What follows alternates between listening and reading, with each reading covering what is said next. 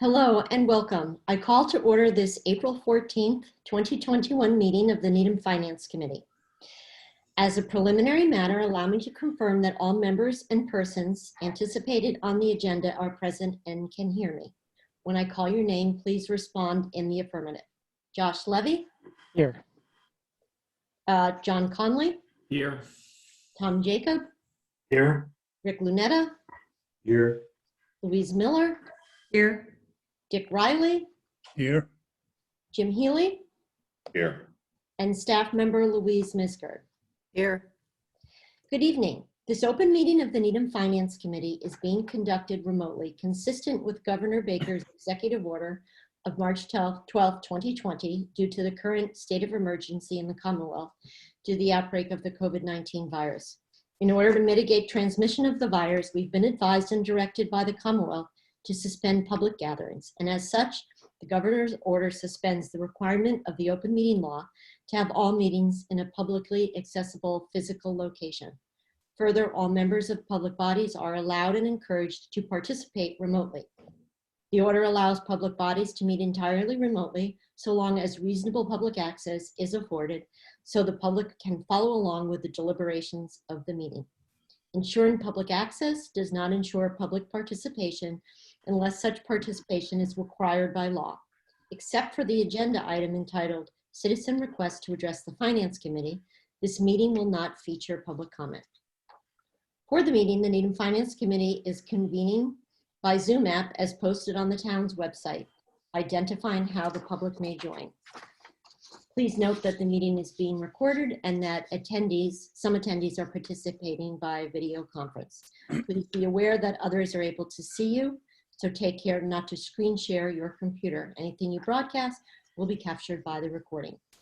All supporting materials that have been provided members of this body will be available on the town's website unless otherwise noted.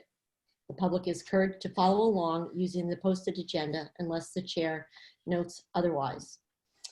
We are now turning to the first item on the agenda. And as a first order of business, I would like to ask for a motion that this meeting be continued to the committee's next meeting of April 21st, 2021, if a technical problem develops. Is there such a motion? So moved. Second. Let's take a voice vote. Josh? Yes. Dick? Yes. Rick? Yes. Louise? Yes. Tom?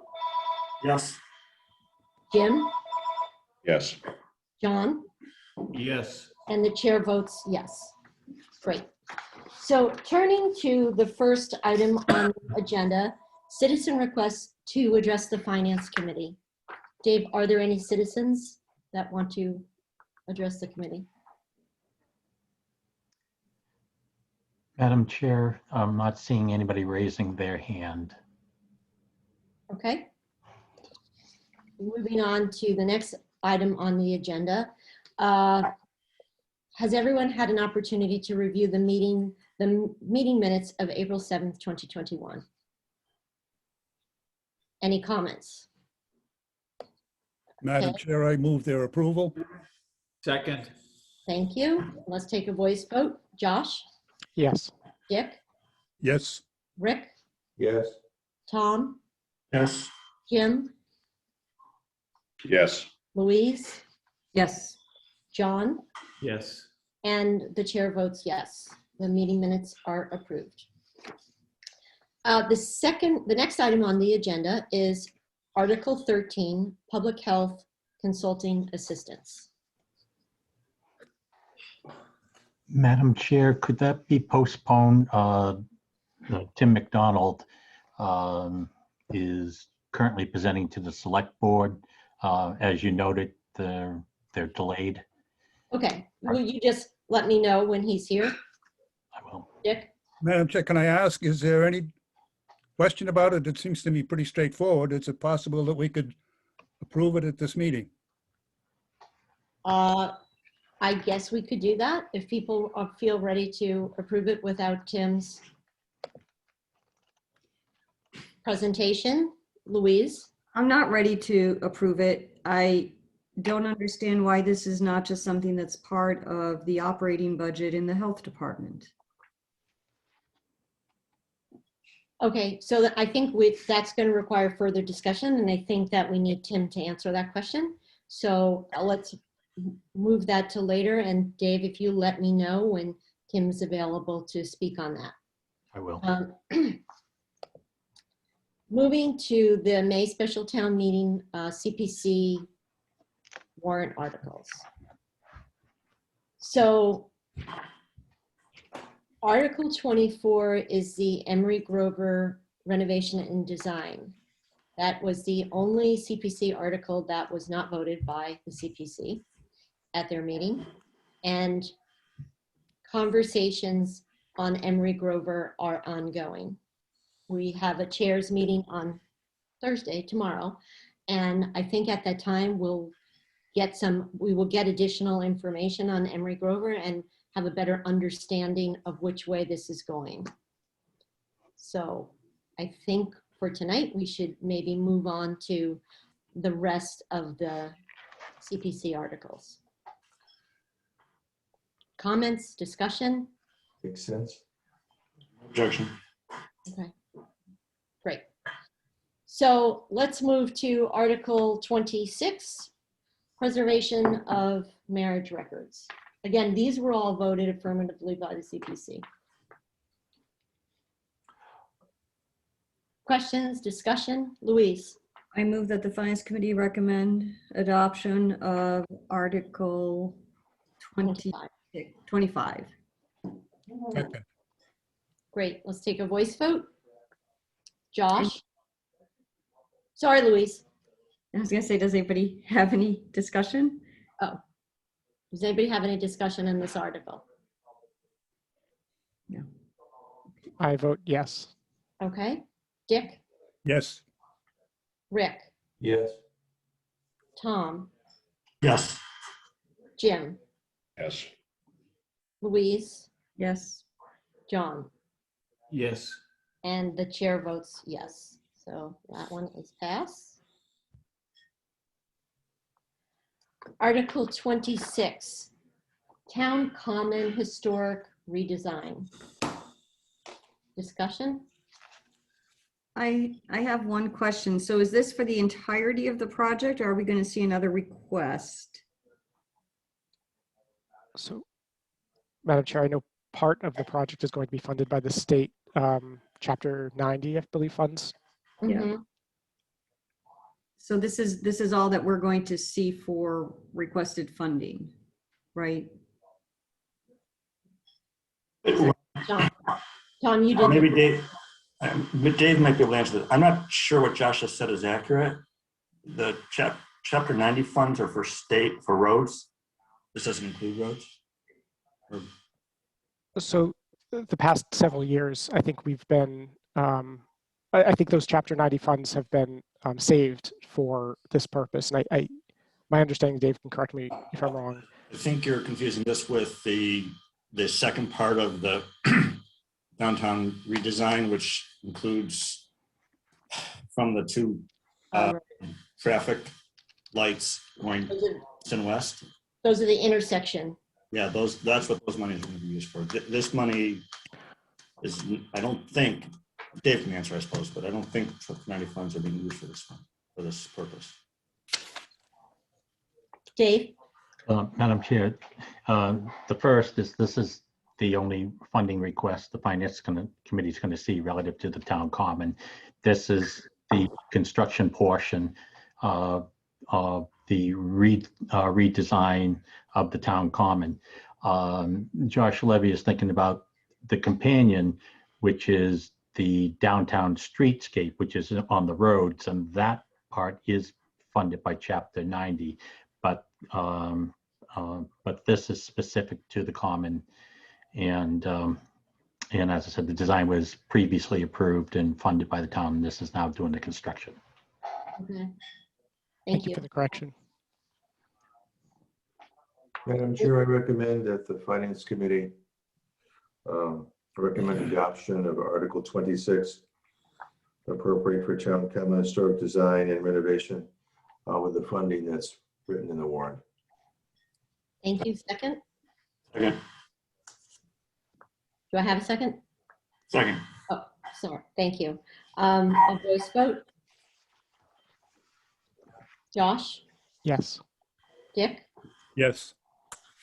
Rick, Yes. Tom, Yes. Jim, Yes. Louise, Yes. John, Yes. and myself, yes. So Article 26. Passed by us. Article 27, Fisher Street Trailhead Construction. Madam Chair, I move that the Finance Committee recommend adoption of Article 27, appropriate the Fisher Street Trailhead construction for $15,000. Second. Any discussion?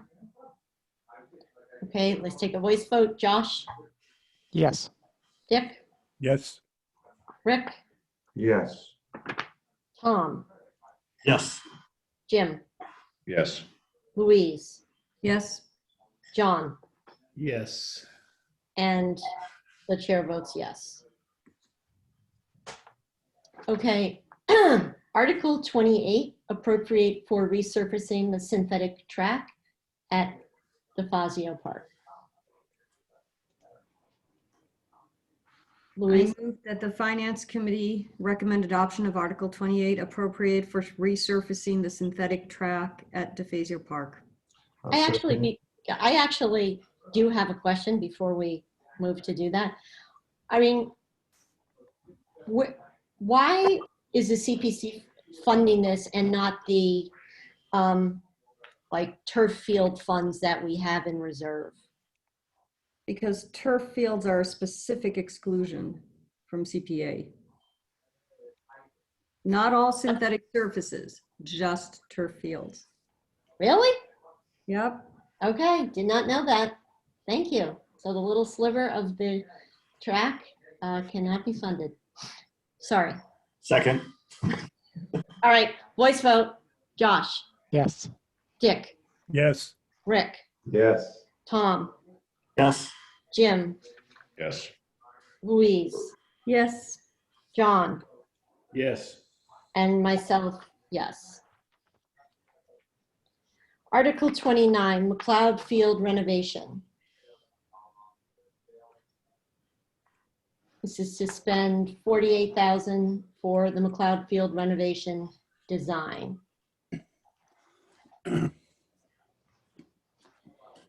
Madam Chair, I recommend that the Finance Committee adopt Article 29, appropriate for McLeod Field renovation design. Do I have a second or any discussion? I'll second it. Any discussion? No. All right, let's take a voice vote. Josh, Yes. Dick, Yes. Rick, Yes. Tom. Tom, did you say yes? Yes, sorry. Sorry, Jim. For my old coach, John McLeod of the Dodgers. Yes. Aw. Louise, Yes. John, Yes. and the chair votes yes. All right, moving right along. Article 30, trail identification and design. Madam Chair, I move that the Finance Committee recommend adoption of Article 30, appropriate for trail identification design in the amount of $6,000. Second. Okay, all in favor, voice vote. Josh, Yes. Dick, Yes. Rick, Yes. Tom, Yes. Jim, Yes. Louise, Yes. John, Yes. and myself, yes. Okay, Article 31, appropriate for town reservoir sediment removal design.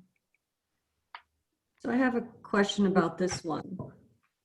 So is this being done pursuant to our MS4 or whatever our new permit is, Dave? Do you know?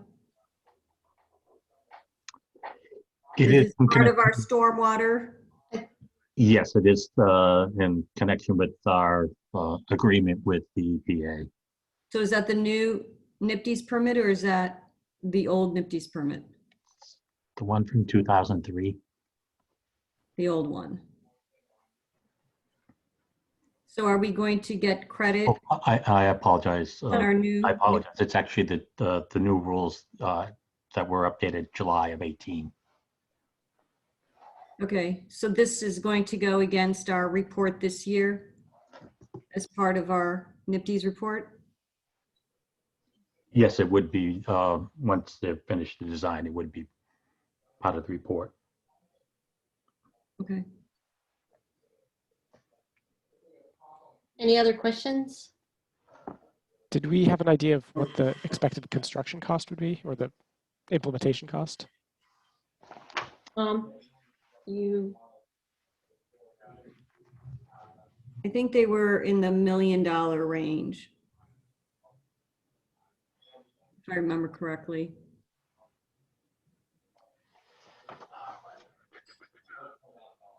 Can't find my notes on it. I'm satisfied with that. That's fine. okay. Anybody else? Is the stormwater article still on this year? It is not. Okay, It was withdrawn. It may be brought up in the fall. okay. Madam Chair, I move that the Finance Committee recommend approval of Article 31, appropriate the sum of $262,000 for town reservoir sediment removal design. Have a second? Second, The voice vote. Josh, Yes. Dick, Yes, Rick, Yes. Tom, yes. Jim, Yes. Louise, Yes, John, Yes. and myself, yes. Article 32, appropriate to the Community Preservation Fund. should we wait for that until we know whether or not Emery Grover is going forward? Might that change?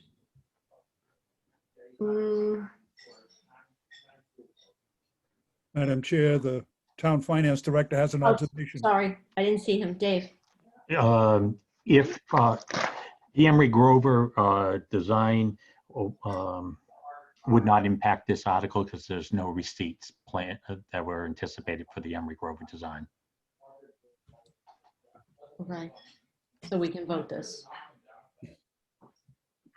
Madam Chair, I move that the Finance Committee recommend adoption of Article 32, appropriate to the Community Preservation Fund.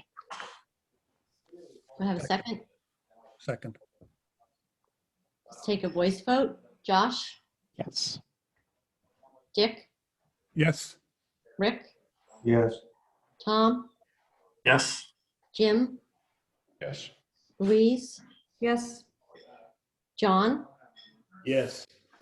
and myself, yes.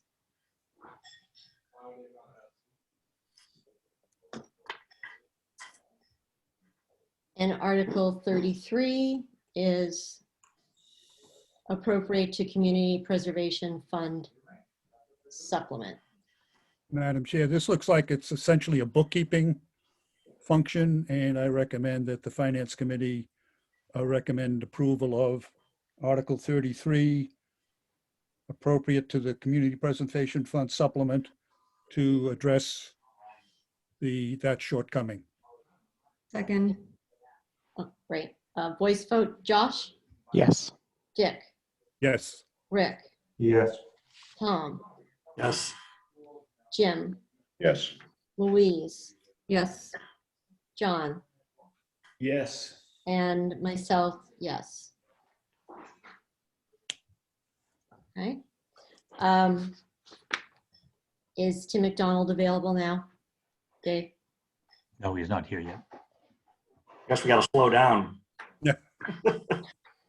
I think we will. Mhm. Okay, so then the next one is the zoning Article 5. Highway Commercial 1 District. Article 6, Highway Commercial 1 Uses, and Article 7, Highway Commercial 1 Map Change. So what I asked Louise to send around is just a table that we looked at that compared and somewhat answered John's question of a few weeks ago as to what the fully built out parcel would look like at a 0.5 FAR, which they could do today, and that if redeveloped at a 0.7 FAR as proposed as of right under the proposed zoning change. And if of an FAR 0.7 with a mixed use option under the proposed zoning change. So, you know, I don't know if any of you have any questions. I know Lee Newman is in the audience and certainly could address further questions if we have them. But in my mind, I think this is a question of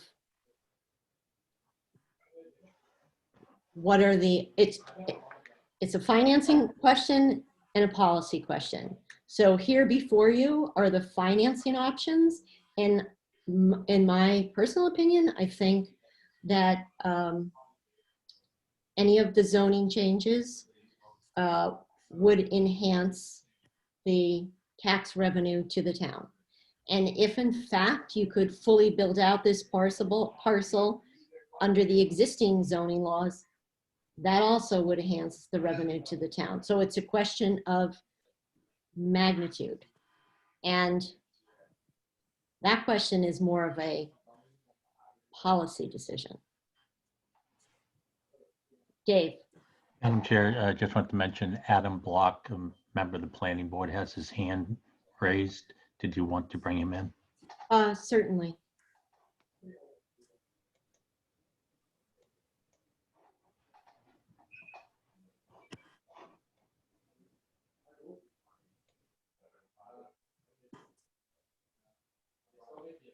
Hi there.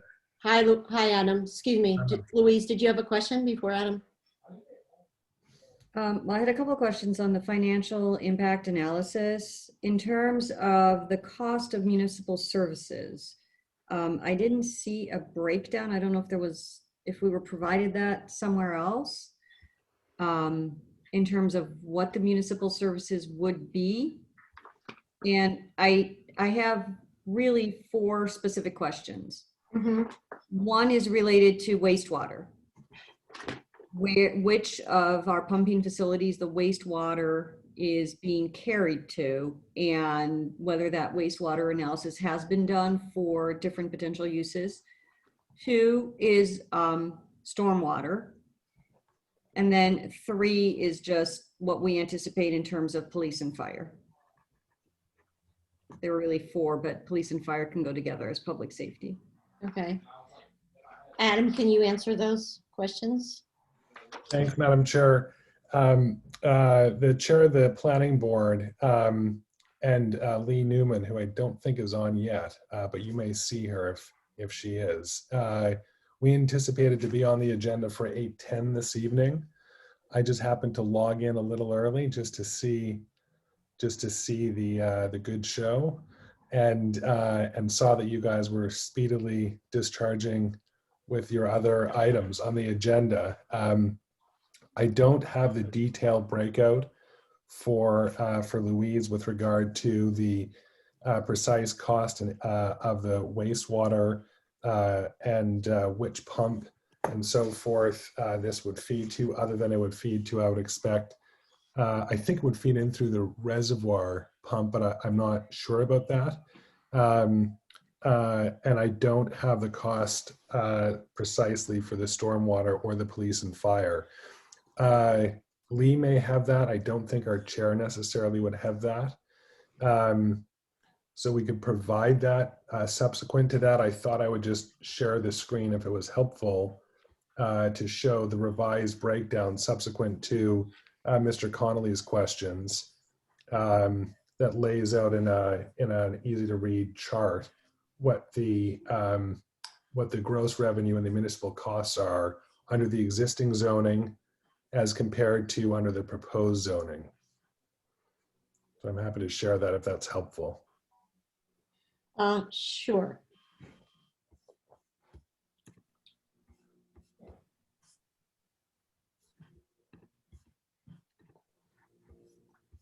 So are you able to see the spreadsheet here in my cursor? Yes. So I've broken this down between the existing zoning and the proposed zoning. Under the existing zoning, we're dealing with a scenario under the current use, which is where the property is generating 490,000 per year, and then under a warehouse use, which we would anticipate as the most likely use under the current market conditions. That shows a net revenue to the town of 744. That also presumes that Channel 5 remains as is for now. And then another use that the Finance Committee wanted us to review was highest and best use in total. Highest and best use in total under the existing bylaw. And what we found is two things. First of all, the net revenue flow to the town is 2.5 million. But what's striking is in the process of completing a build-out analysis, highest and best use would be a mix of some lab retail combo, because lab space is in the greatest demand, and it also is paying us the highest premium right now on rent. And yet, although under certain conditions, the special permit maximum density is 0.75, because of the parking restrictions and other requirements within the bylaw, the highest density that could actually be realized turns out to be 0.5 under a lab / retail use.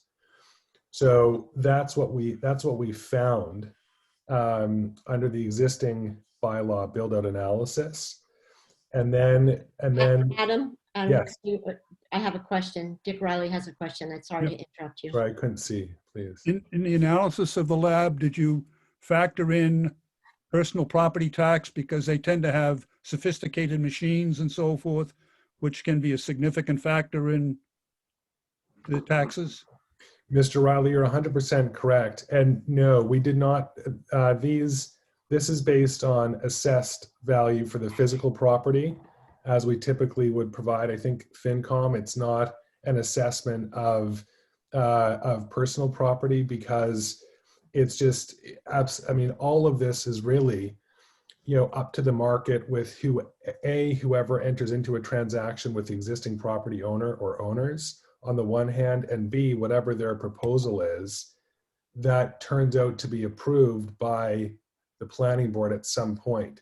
So it's impossible, it's complete conjecture to know. I don't mean this to be a cheap shot, and honestly, Please. but it looks to me like you've made the assessment of the probability for the warehouse. By the same token, shouldn't you make a probability assessment on the lab side of it? So the warehouse was not including personal property. I understand, but as I understand you to say is you projected that that was the most likely use of the property under the current circumstances. The warehouse. Yes. Yes.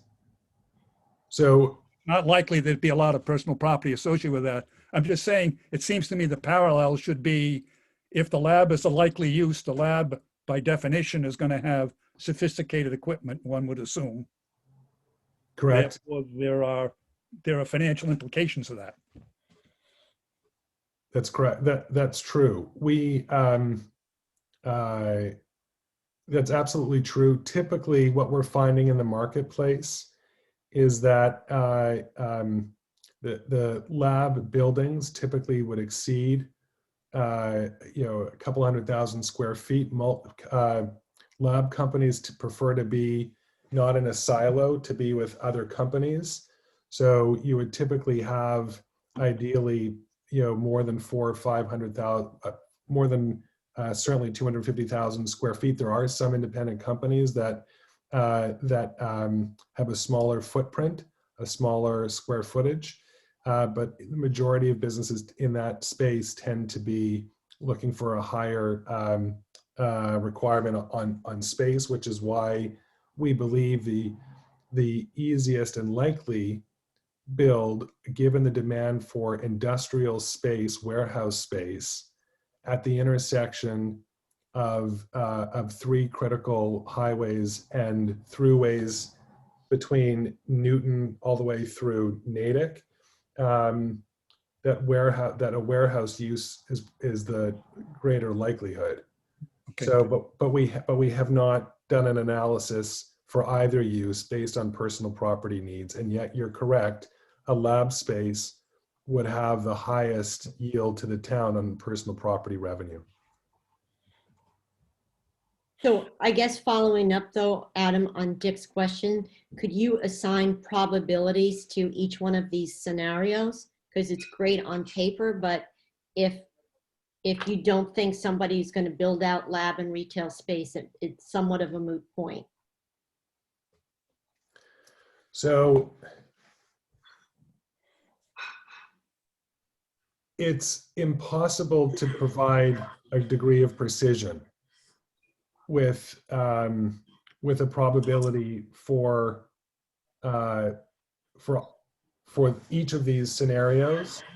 I would say that mixed use or lab space with some retail under the proposed, if the proposed zoning changes pass, lab space with some retail, so a form of mixed use would probably be the greatest likelihood, but I cannot unfortunately provide a precise figure.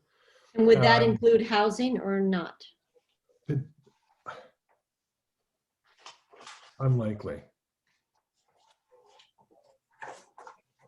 It's this site is, we're seeing some interesting movements in the housing market.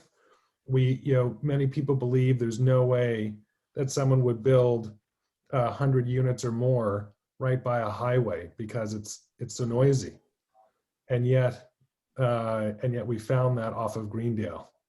So it's possible that a developer would pursue this area for housing, but it's not, I don't see it being a practitioner in real estate that's going to be the greatest likelihood for that particular property.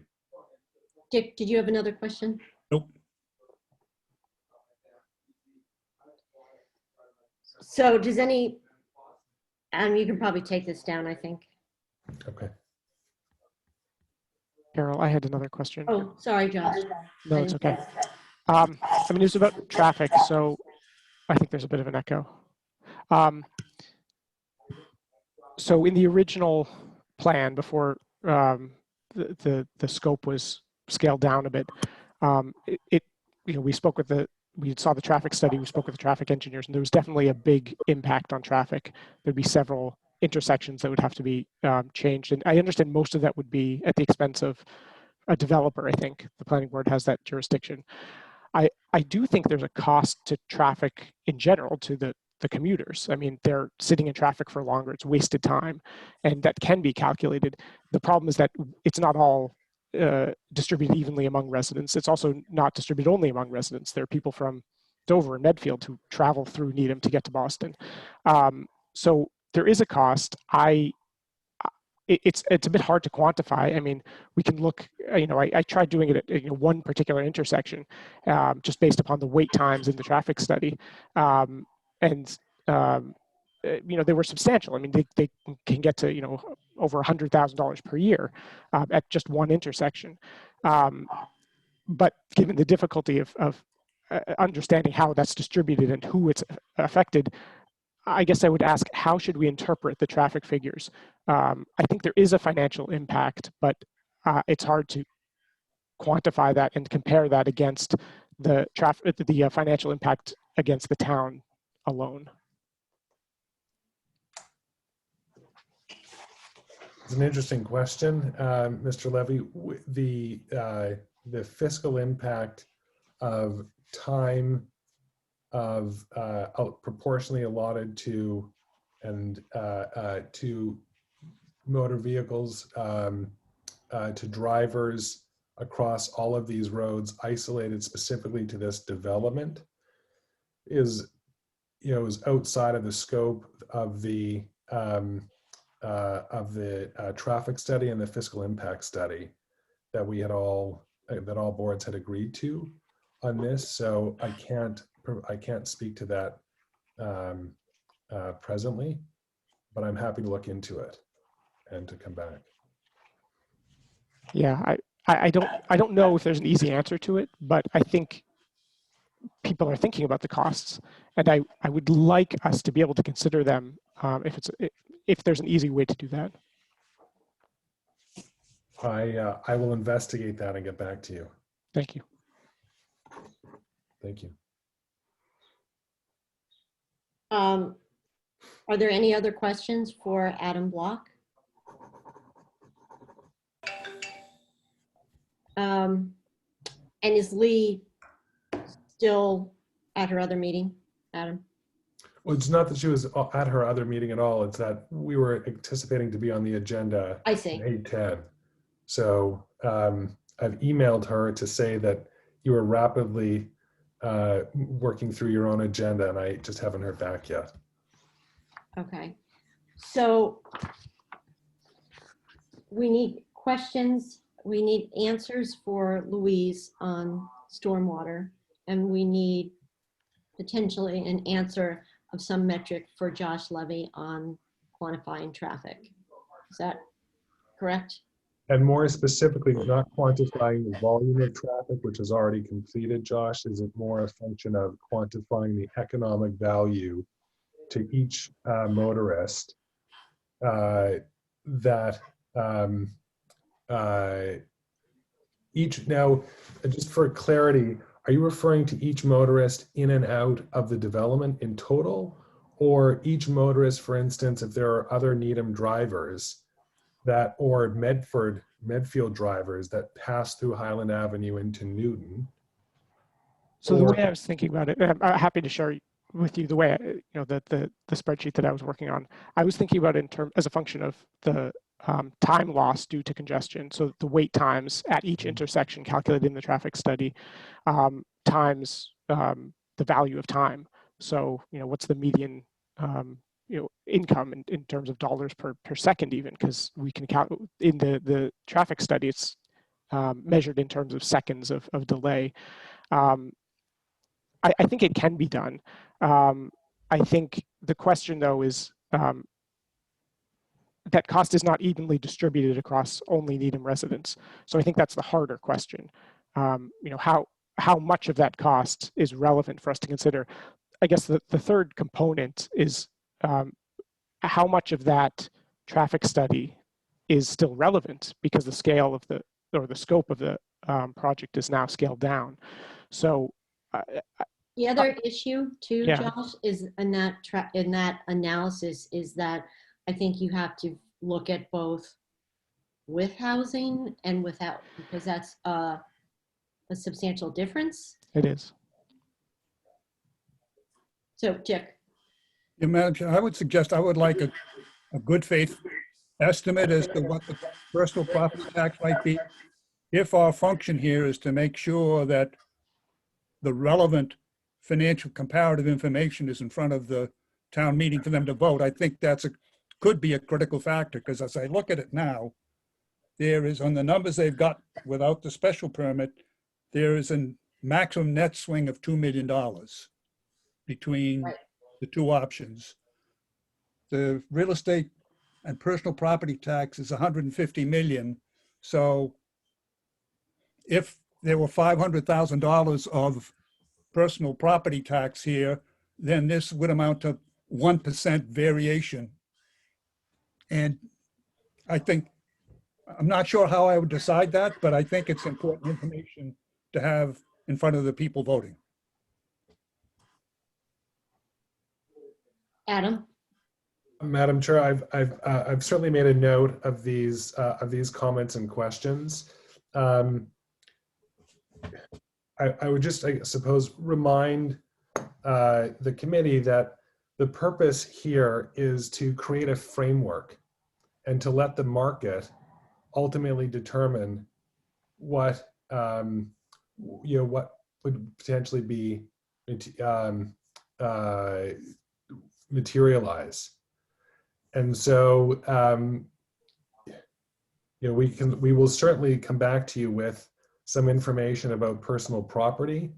But just because, for instance, we've laid out a personal property assessment for each of these 7 scenarios,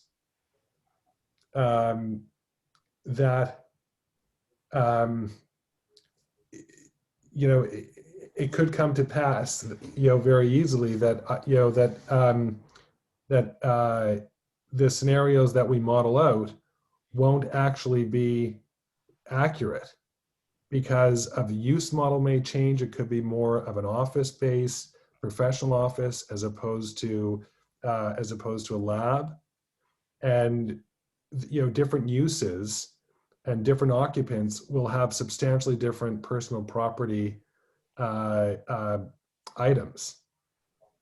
So I'm not sure how we can achieve this and still provide you with the comfort and information that you're looking for. However, we will pursue it. And part of Totally agree, but I think in the presentation, it should be marked as theoretical rather than an accurate representation of what's going to happen. But I think all we're trying to do is to lay out the parameters here for people to make an informed decision. And I think, Adam, too, if I think it would be helpful to try to assign, and maybe you are loath to do that, a probability of this hypothetical even happening. Because we can have all the personal property taxes in the world, but if that's not a viable, no one's going to build that property, so we can look at the probabilities. Dick? Probably shouldn't have said, given the example of a lab as a go-in factor there, because that triggers the obvious follow-up question. So Louise? So I'm just going to make my comments now. I don't think that we're going to get any further information, but every time that we have one of these major zoning changes, there is substantial infrastructure cost associated with it. And those infrastructure costs are always underestimated. And I'll just give the example of our collecting $2 million for upgrades to fire station number 2, which a few years later turned into having to redo fire station number 2 and have a whole other ambulance added on, police requesting an additional sector car a few years ago. And so while I think from a finance committee member's point of view, I see the benefit, I think that as we go forward, we as a finance committee should be careful that as revenue gets added to the revenue stream for the town from any changes in this area as a result of zoning, we should reserve out whatever is necessary for infrastructure changes and not expect overrides or other changes in services or other fees to the residents. That's just my spiel. Dick, did you have a No, comment? no, Oh. I totally agree with Louise. I agree with you. I think we actually, I think we should pose that question to Lee, because I thought she had early on said that the infrastructure requirements were not significant for this parcel, but I would want her to confirm that. Okay. I think what's often is infrastructure is, it's theoretically done in a straight line, but that's not how it works. If you get to a certain point and you have to step up, then there's a big Mhm. expense to move to that next level. And they should be able to map out, do we hit that level where we have to jump up to a different type of infrastructure? So that's the only problem with infrastructure and the municipal costs. It's always done as if it's a straight line, which isn't how it really works. Jim, do you have a comment? Yes. Is it the view of this committee that our main concern is the most amount of revenue as compared to the least amount of costs? Or are we still in the position of saying what we think is in the best interest of the town of Needham and this particular area? So I'd like to answer that from myself personally. I think it's a continuum, right? So you can look at a continuum of potential increases in commercial tax revenue and understand what the costs are to the town to acquire that revenue. So we need to provide enough financial transparency so that we understand what the opportunities and costs are at each continuum. But that decision of where we are on the plot, I think I think that's a decision of town meeting. Well, it may be, but Yeah. I guess I would look at it from a holistic approach. I think it's nice to have that information, but it may be that, at least I may decide that the numbers don't justify the means. And it may be that I decide that, in my own wisdom or lack thereof, that the project may not have to require certain revenues or certain less expenditures. And that when I look at the character of the town and what the value of this parcel is to the town, the ultimate value, and to the community and the people that live in it, I may have a different opinion. So all these data points are important, and I'm very grateful for them, but it's not going to be the only thing I personally will look at to make a decision. Okay. John. I agree with Jim. I've been thinking about this one a lot over the last couple of months, and you sort of I always have this thing about how do I view it as a FinCom member versus how I view it as a town meeting member versus how I view it as a taxpayer, and can you actually really separate out those hats? If you did, and if you could. You would say, well, just strictly looking at a finance perspective to try and bring in more revenue, there's no question but that this would, at the end of the day, bring in more revenue. But I don't view my role on this committee is just to have that hat on. I think I have to have my other two hats on as well. And when I put those other two hats on, I look at this project in a different way. And so I share some of what Jim is saying there. And I think we could be chasing, I'm grateful to Adam for bringing this information to us, and he answered the question and he gave me what I wanted, so I thank you for that. I also think there's a point in time where we could keep chasing for information and keep going and going and going, and we're going to get more information, but really is it going to make a difference in what our decision is going to be? And I wonder if we're at that point now with respect to that. And, I know from my point of view, I understand other people might have more questions and want more information, but I do caution that we could always be doing that. And we need to think about, where it's April 14th, town meeting's 2 weeks away. We got an obligation to have a discussion and make a decision. Yeah. I'm sort of in between both Jim and John on this. On response to what John's last point, yeah, I think a extended search for information just for information's sake is not worthwhile. But I do think we have an obligation to make sure that sufficient information is before the town meeting in a balanced way that people can make an informed decision. Once we get there, I think your continuum point is highly relevant. If you came down to it and there was a dollar difference in revenue to the town and there was a 51-49 split on this amongst the town, you could very well decide the extra dollar isn't worth it. If there were $100 million at stake, you might say, suck it up and live with it, you 49. So people can make a different judgment as the financial impact changes. And I think our obligation is to make sure those facts are clear for people to make the decision on. And the committee itself could conclude it's not worth it. We recommend against it because we don't think the enhanced revenue is worth the angst it's going to cause. That would be a perfectly understandable position for the committee to take, but it should be based on a full explanation of what the financial impact is. Jim? I agree, Dick. And I would just put it a slightly different way.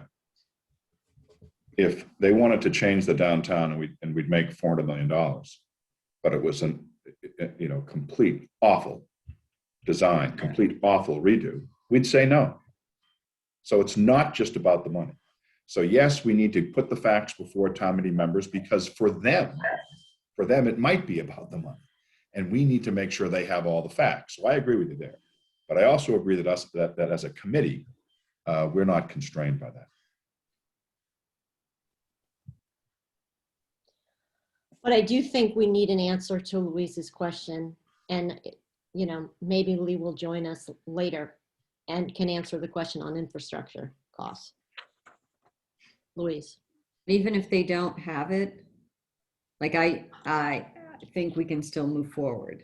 I'm going to assume we're going to have to do a lot more than what is estimated we will need to do for infrastructure. Adam? Thank you, Madam Chair.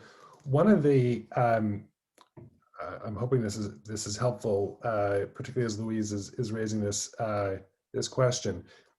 One of the factors that the planning board will analyze during its process when an application is before it, if the zoning obviously changes, but it's also true we'll go through the same identical process if there is no change, if town meeting votes down this proposed zoning and we're left with the existing zoning, we will review the depth of the impact across all segments to the town and ask the question, and I'm not the only one that will ask this question, what is our current capacity? And what is the addition, what is the incremental increase that this development will cause? And do we have additional capacity within all points of our infrastructure to handle this? If the answer is no, regardless of the cost, then particularly if a development, which we have a high likelihood that it would, we believe that it would probably come in where through a special permit if zoning is passed, that we would exercise our authority in denying the application or specifically reducing the scope of development proposed by a developer to a point where our infrastructure can handle, we have the capacity to handle whatever development would then materialize. In addition to understanding all of the costs that are being raised here tonight and ensuring that the developer is responsible for those incremental costs. I'm not sure what we can do to Mr. Levy's point about alleviating some of the value of time, waiting at an intersection. And yet it's certainly something I guess that we would, we'll look at. But I just raised that to let the finance committee know that, capacity to our infrastructure is something that's thoroughly vetted across all town departments when we're looking at, any type of a development.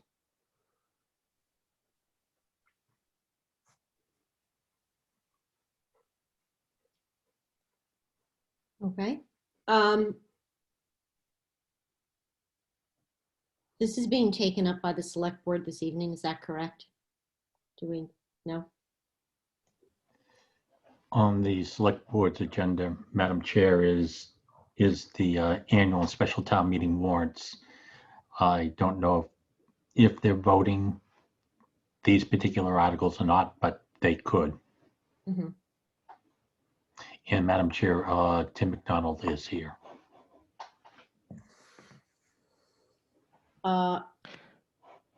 Okay, Madam Ch- go ahead, Josh. Oh, no, I just noticed Lee Newman is also on. So let's just bring Lee in to address any quick questions we have. And then we can move to Tim McDonald.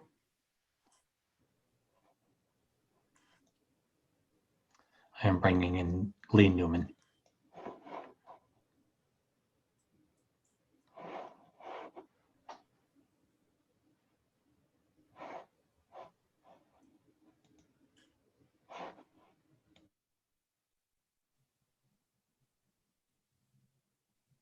Hi, Lee.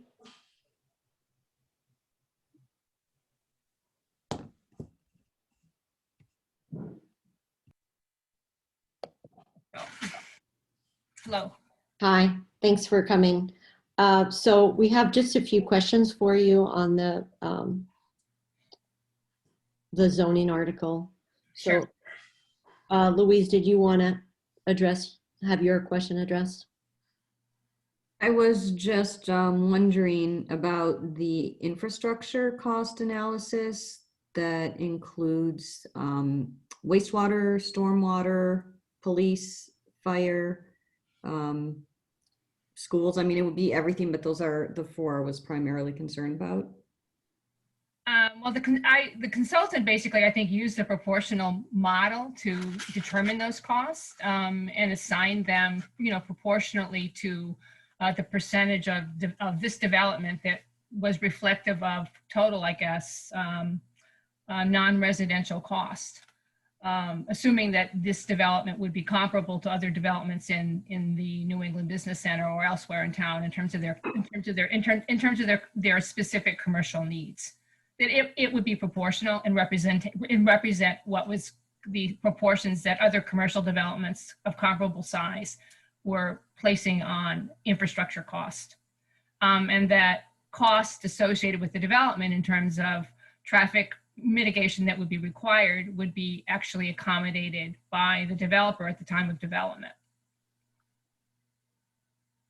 So is there a backup document for those costs? Well, I believe that that's embedded, I think, in the model that she developed for you. If you need Judy Barrett did the fiscal impact analysis for us. And she used, I think, a standard model, which is called the proportional model, to develop these costs. And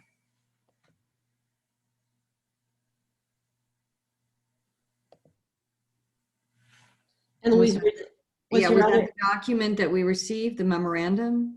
Yes, she did a memorandum that was to you. I think it was dated. Her memorandum was dated March 20th, and in her analysis, I think she basically describes the methodology that was used, and she basically describes it as being the proportional valuation method.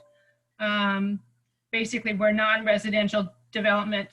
Well, basically, she describes in that document exactly how it's modeled and the assumptions that underline it. And how basically she was looking at total non-residential costs and then looking at assigning a value of those total non-residential costs on a proportional basis. I guess, okay. And assuming basically the new development would maintain the same kind of proportional relationship. Okay. To non-service costs. I think that's to non-residential service costs. So that was basically, I think, in the memo that she did to you on March 20th. I mean, she lays out that methodology. Yep, and I guess for me, I did not see how, I understand proportional valuation, but I don't understand where the numbers came from for Needham. Well, I think the numbers from Needham came from Needham's specific existing conditions. I mean, I think she looked at the 2021 operating budget, education costs, debt service, total municipal costs. So she looked at, I think, all of Needham's costs for the most recent fiscal year, and the model was developed around that. That's basically, I think that's on page 3 of her March 20th memo. Right. So you weren't here when I made my initial comments, but so I think what we've seen with prior zoning changes in the New England Business Center is a really, really good example, is that we've required infrastructure upgrades in order to accommodate the build out, including wastewater, including fire, including police, and we have underestimated in every one of those instances what the infrastructure build out costs would be.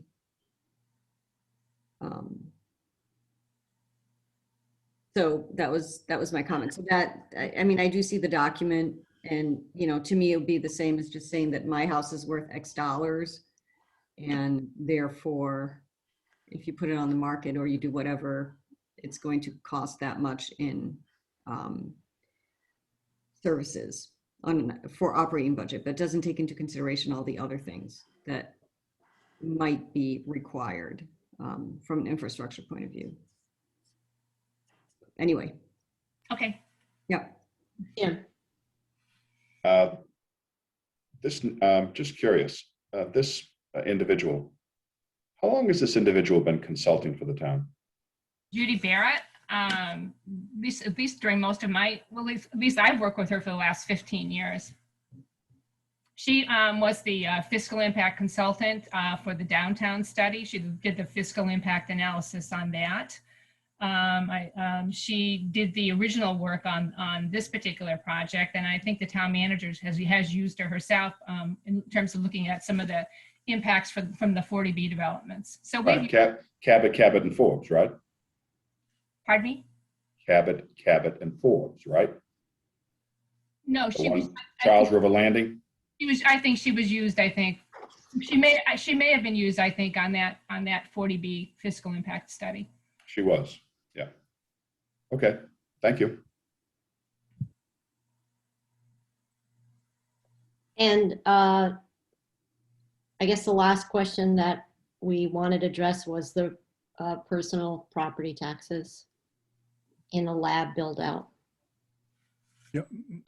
Madam Chair, all I need on that is if it's not likely to be a material factor, that's fine. I just want to get a sense of whether there's a material, that's likely to have a material impact or not. Would turn to Dave Davison for the answer to that question.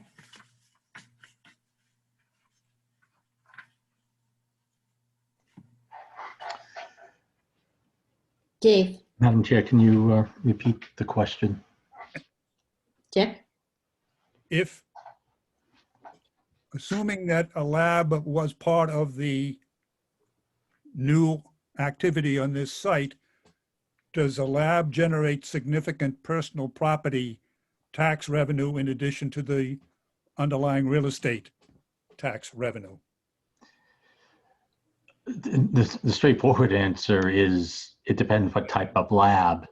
In the type of equipment they bring, there are different levels of lab. If it's a highly intense use lab, the highest level, they'll have a lot of equipment, which would generate more personal property tax. If it's more formulaic, it won't have as much. But the types of equipment that they use would be more expensive than office furniture. So in that respect, it would probably generate more taxable income. But the spectrum of how much depends on what which company is actually coming.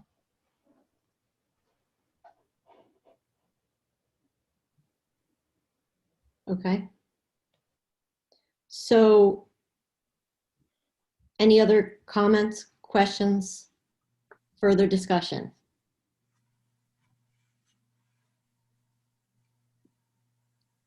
Do we think we can take a vote on this article?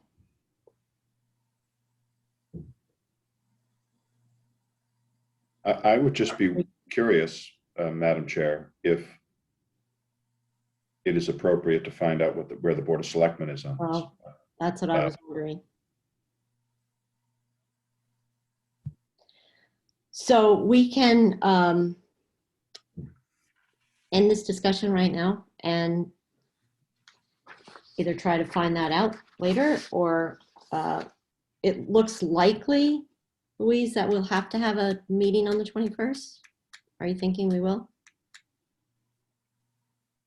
Well, Kate was going to come here after the select board meeting, so we may learn more if that happens. All right, so let's just move this, let's just continue moving forward. And let's bring in Tim McDonald so we can discuss public health. Lee and Adam, thank you very much. Thank you. Adam and Lee, I'll move you back as attendees. And then Okay. after I move you, I will bring Tim McDonald in.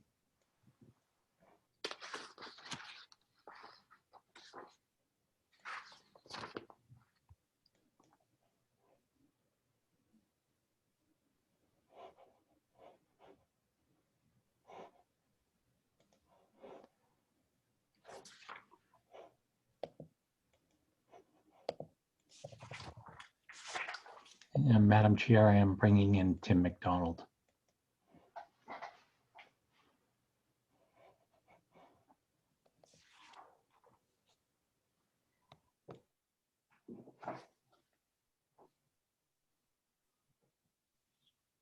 Hi, Tim, how are you? I'm good. I apologize that my presentation to the select board made me miss the start of the meeting. That's okay. So public health consulting assistance. Yes. So the idea to include public health consulting assistance, and specifically this would be for, the Board of Health has a regulation where if an applicant is coming to the Board of Health for a Board of Health permit, the board can, at the applicant's expense, retain its own expert to essentially vet the data presented. When there are projects that have a public health component, but for which there is no application to the Board of Health, there's no mechanism to hire an expert to essentially vet the data from the industry. So the best recent examples of this are the Eversource Underground Utility Project and the Verizon 5G small cell sites, both of which generated quite a bit of public consternation and concerns about the health implications or lack of implications from electromagnetic frequencies.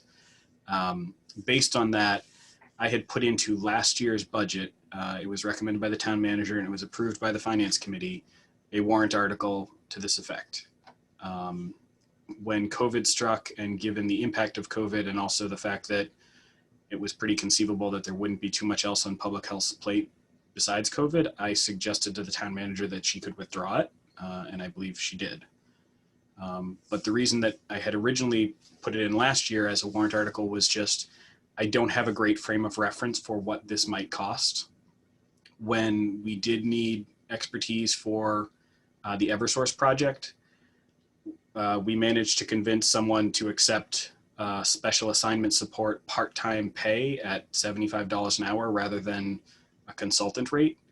And I moved some staff around in my own budget. I had people work fewer hours and we managed to pay that person about $9,000 to do that work as a part-time employee, to read the reports and to give us sort of comments and feedback and questions to ask the applicant. Wait, Louise Miller has a question. Sure. So why would this not have been appropriate for a reserve fund transfer? Why would we jump through what seemed to me, difficult hoops for something that's an unexpected project and you are stating a need in order to meet what you need to do as our public health, well, you're not still our public health director, you're our health and human services director. Or as the superintendent likes to call me, the health and human resources director. Yeah, all of the, right. Sure. So I think from my perspective, it was approved last year the way I submitted it, and then we took it out because COVID was clearly going to dominate everything. So I submitted it the same way because it had been approved or recommended by the town manager and recommended by the finance committee. If a reserve fund transfer is a better way to do that, I'm certainly not the expert on that matter. No, I just didn't understand the need because this was never brought back to us. So last year we had an article, it disappeared, and then we didn't hear of the need again, and then it appears again. So I just, now Okay. I understand what you did. Dick? You're muted.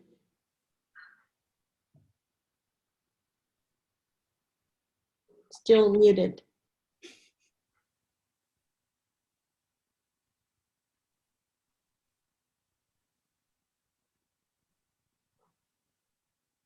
There, I'm back. Okay. Almost lost you entirely. It seems to me that this is an item that while it's not necessarily going to occur every year, is going to happen periodically. So I don't see building it into the budget on an annual basis since it's not likely to arise on an annual basis. On the other hand, it seems to me sufficiently probable that it's going to happen on a periodic basis that it does make sense to cover this by a financial warrant article. Josh? So it seems like this is a similar funding mechanism to the planning consulting assistance, which we didn't fund this year because it did end up turning into an annual type of funding. So I guess just to be consistent, Tim, do you have a sense for how long these funds would last?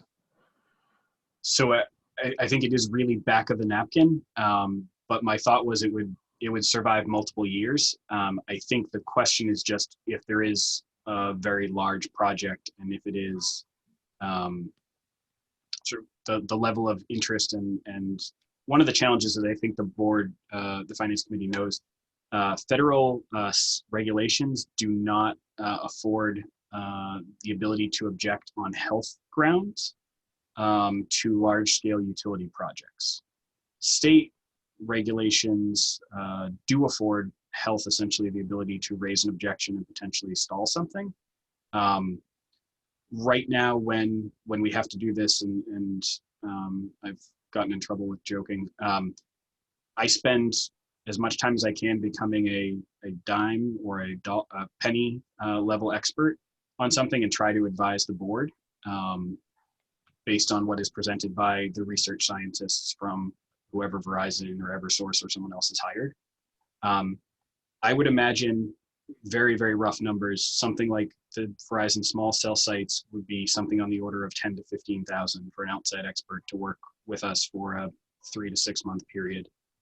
Certainly they wouldn't be working more than a few hours a week, but they would probably be charging a significant rate of something like $300 to $500 an hour. So I would just suggest that, I mean, I'm fine, supporting this, but if it turns out that the funds are used more frequently than that, maybe we need to discuss putting it into the operating budget. Certainly. Jim? I know I'm new and I apologize again.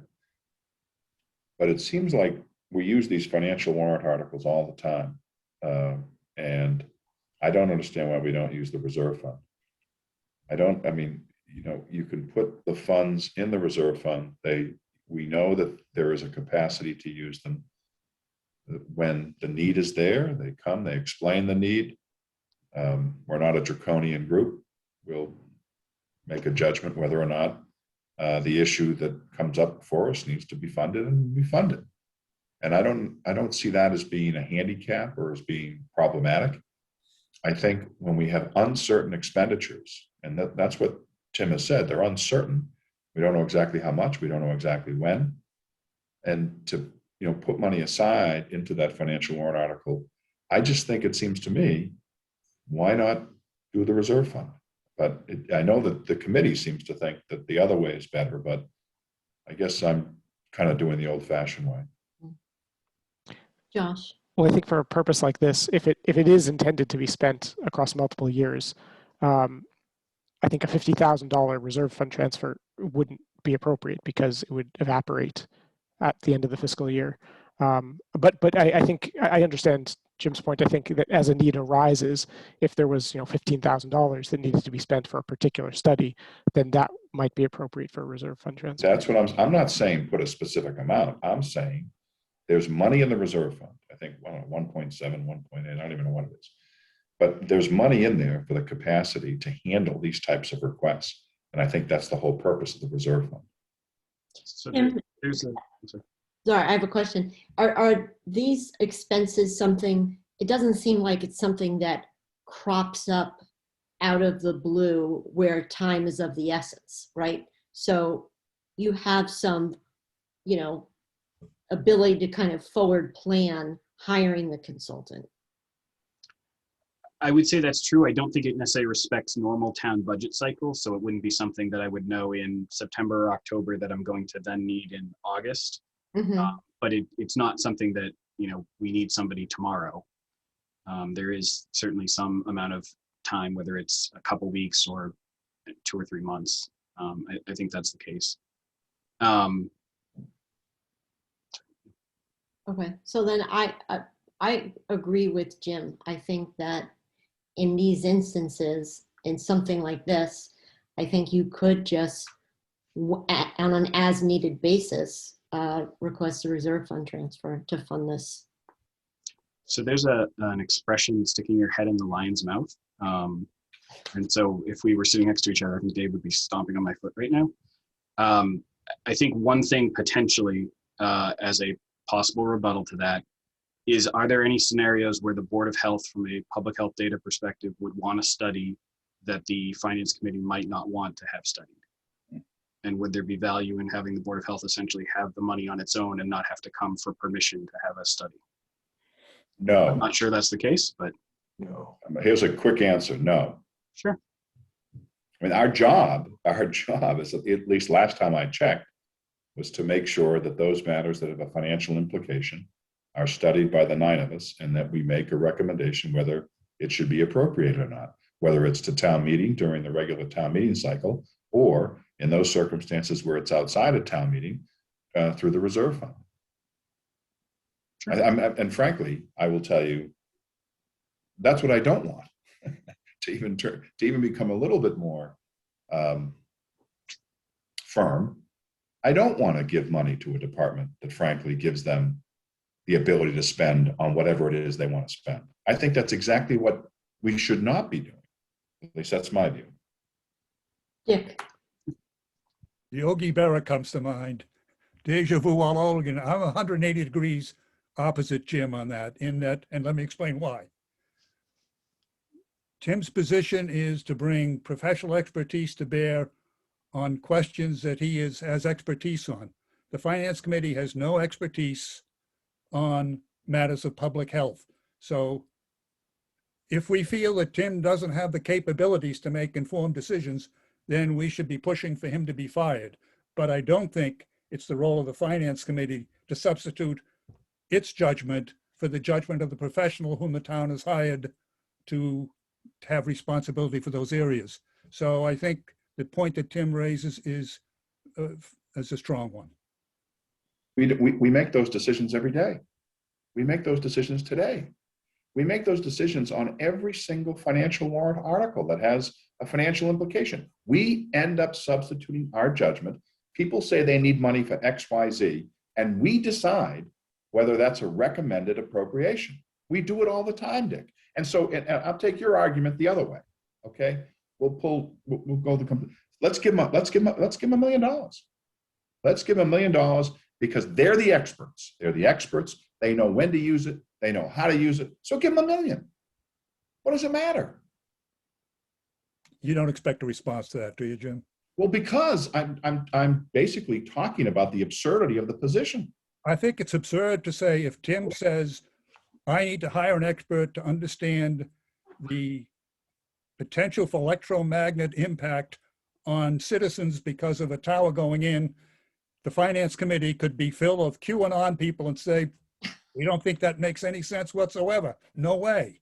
That's not our area of expertise, so I don't think that is something that we should have veto power over. And if they come to say that they need a new boiler in Hillside because it blew up, and we're not experts on the boiler, we're going to say, what? No boiler? We don't think you need the boiler? We do. That's what we do. Well, presumably, if they say can't be repaired, we would say, oh, we think it can be repaired because I once knew a boiler a few years ago. That's, unless we have expertise, I don't see. We don't have any expertise. Well, We don't have any expertise in the boilers, and we don't have any expertise on the small cell towers or whatever it is Precisely. he's talking about. Precisely. But we still weigh in. But let's give Rick a chance to speak. Tim, don't listen to the men behind the curtain. Just a simple question in terms of your judgment. Forget COVID, but can you kind of use your best guess estimate of the frequency in which you would draw down on said amount in a given year? Sure. And I apologize if I maybe misrepresented. I don't think the determination on whether to use an outside consultant should be my own. I think it should be driven by the elected Board of Health. They should say, we don't believe, we, the board, or you, the Public Health Division, have the expertise to assess the scientific study presented. We think we need outside expertise. So I wasn't proposing that my judgment would sort of be the judgment. Rick, I think the Eversource underground utility and the Verizon small cell sort of came relatively close to each other. But this seems to me the type of thing that one large project every 18 to 24 months seems fairly, I don't know if it's likely, but that would be my guess. Okay. So one or two projects every couple of fiscal cycles. Yeah, I guess it's a question of, do you have 2 or 3 in a 5-year period, I think would be my thought. Gotcha. And you figure on an average, what, 15 to 20 grand a pop, or? I was thinking 10 to 15, but it might be a little bit more. I think it's very rough numbers, certainly. Okay, thank you. Thank you. Any further discussion? John? I think Tim just helped me sort of weigh where I was between the good points that Dick has and the good points that Jim has. And to me, I think it's, I don't want to micromanage the departments. And if it's a series of things that they do on a routine basis that they would need to go into these funds for, whether it was on a monthly or something like that, I wouldn't want to get involved with them having to come for a reserve fund transfer every time. But if it's a matter like we heard with the planning consultant and a matter like we're hearing here with Tim, that it's a bigger matter that's sort of identified out front, is not an emergency basis that's going to require quick action and quick study, then to me, those are the instances where the reserve fund apparatus is appropriate to use. And so I think there's situations that address both Dick's where he is and where Jim is, and hearing the question be answered by Tim, similar to how I heard it answered by Lee, I'm of the opinion that for this particular need in this particular situation, I don't think the warrant article is appropriate, but rather the mechanism of the reserve fund would be. Thank you. Anybody else?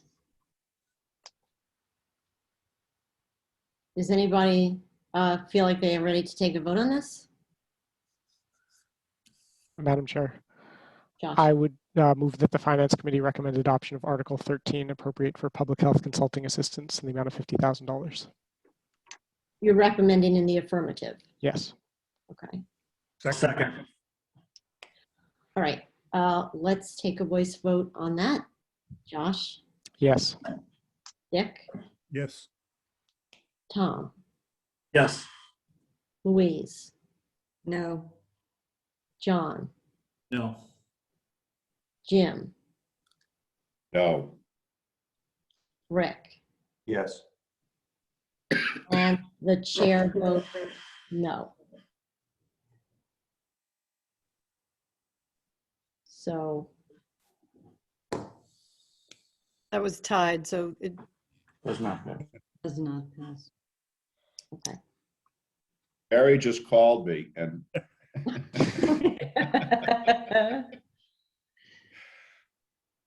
Madam Chair, maybe we can just postpone this vote until the next meeting? Postpone what vote? We just had the vote. No, I mean, in other words, take it up again when Barry's here and have a chat about it and all that. In other words, don't take a position that there's no position, that it's tied. Let's let Barry weigh in, and then that way in the warrant, not the warrant, but when we print our little thing, it'll say where we are. No, am I making myself clear? In other words, I understand what you're saying. I think that We can always amend we can take another vote later. Can Because we there's no procedurally guarantee do that, that? Okay, I guess if looks like we're having a meeting on the 21st, and we'll re-vote. See if everybody's there. Tim, thank you very much. Thank you for your time. Have a good night. So do we have Kate? Dave? Not yet, Madam Chair, but I can take up the articles that are still before you. I think Jim ended up as an attendee, Dave. He somehow got bounced over. Instead of Tim.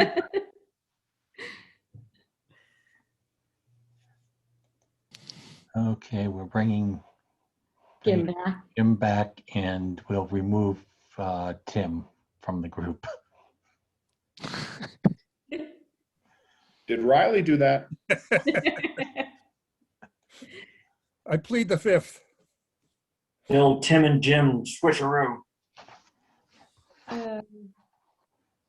So Louise, Mister, did you have a question? No, I was just saying that the next three articles were, Dave was going to handle those. Okay, so we can go forward on those. Dave? So, Madam Chair, the first article is in the annual town meeting warrant. It is Article 3. It's the annually recurring article on setting elected officials' salaries, which is the town clerk and the select board. The recommended salary for the town clerk is the same as the current year, and that is what the personnel board supported, in recognition that managers, which the town clerk is viewed in a similar light in that capacity as a manager, managers will not be getting increases in their wages for fiscal 22. Louise? Question. So they're not getting increases because we vote this annually. She can never get retroactive increases, right? That's correct.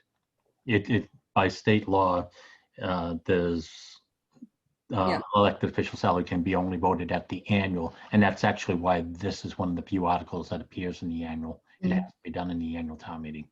So does the town manager have the power and authority during this coming fiscal year to give raises to managers? Doesn't she have a performance pool, or I forgot what it's called? Yeah, yes, the town manager does have that authority, but it's already been told to department managers that we will not have an increase. There'll be no merit increases for any manager for fiscal 22. Rick. Dave, I have a question. In last year's warrant, the hiring compensation for a brand new clerk, and I know this because we wrote this a long time ago, is 2 weeks vacation, 15 days sick. In last year's warrant, base salary was $89,402. In this year's warrant, it's $74,419. Now, I didn't take any notes, and so I have nothing to base it on. I'm just comparing last year's warrant to this year's warrant, and the base has gone down.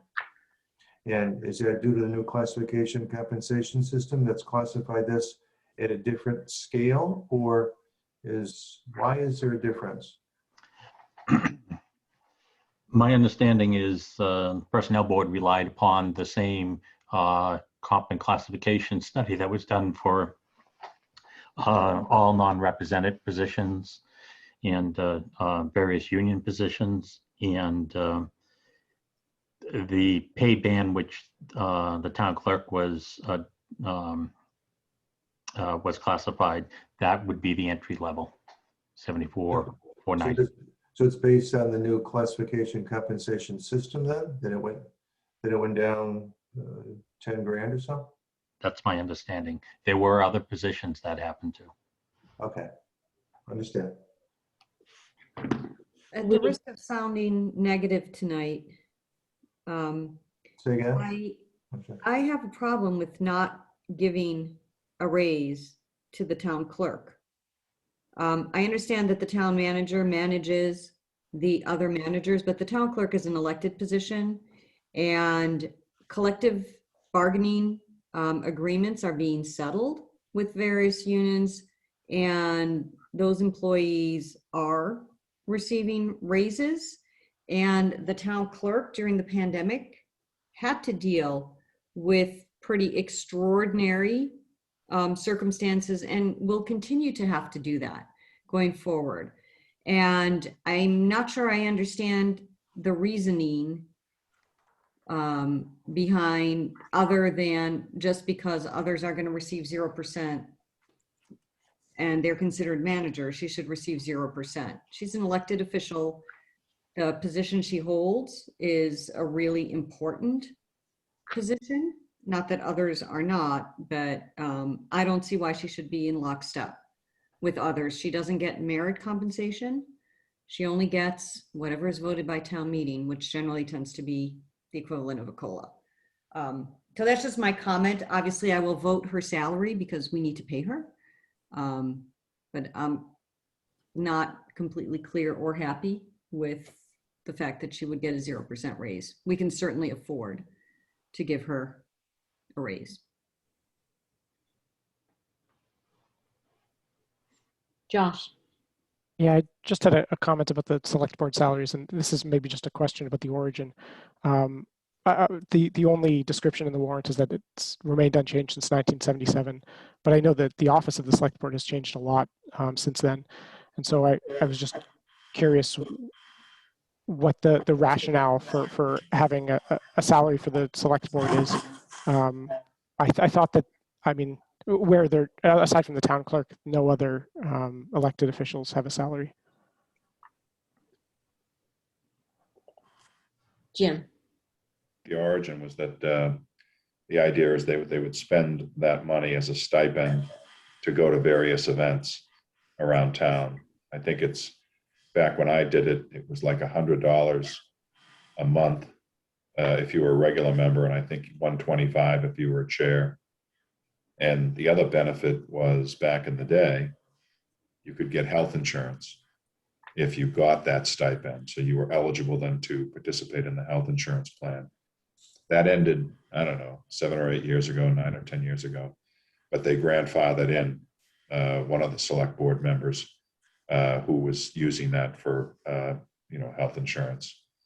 The pension element, just so you know, that changed in 2009. So you used to be able to get actually a pension. It was counted as a years of service because you were getting paid. But in the pension reform bill in 2009, they changed that, and you no longer could get years of service for that. So I think it's mostly just, that's the way it is, Josh. I'm not sure there's any good reason for it. Thanks for that, Jim. Thank you. So can we vote this? Does anybody want to make a motion? Well, Dick? as a follow-up to Louise's question, does this board have the authority, if we chose to do so, to vote a 2% or 3% raise on the salary?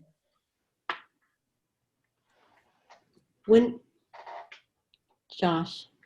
Well, I guess this is inserted by the personnel board. I would hope that they have a say in this as well. Yeah, we meet next Tuesday on this. My only thought since for years and years, we've tried to maintain parity with this position and the non-represented managers. It would seem to me that when they got increased, this position got an increase. And if we took a position where we single this one out, in my opinion, that really would take it out of the town manager's hands, where I think some years back, we gave this responsibility in all of its doings to the town manager. And I would see it completely out of our purview to give the town clerk an increase in compensation because we, for whatever reason, feel it important to do so. So I agree with Rick that it's outside of our purview to give the town clerk a position. I think mine was simply a statement and a message back. But Rick, I think she does stand in a different stead.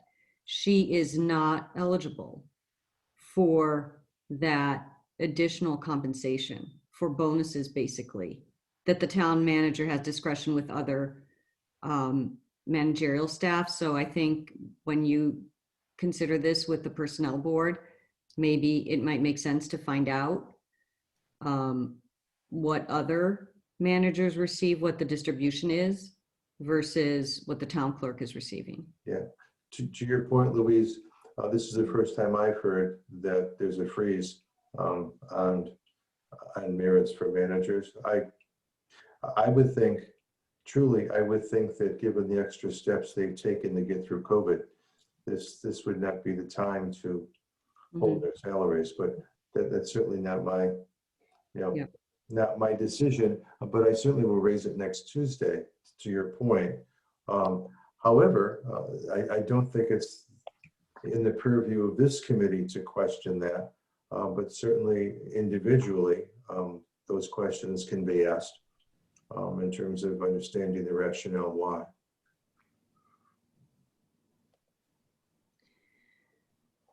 All right.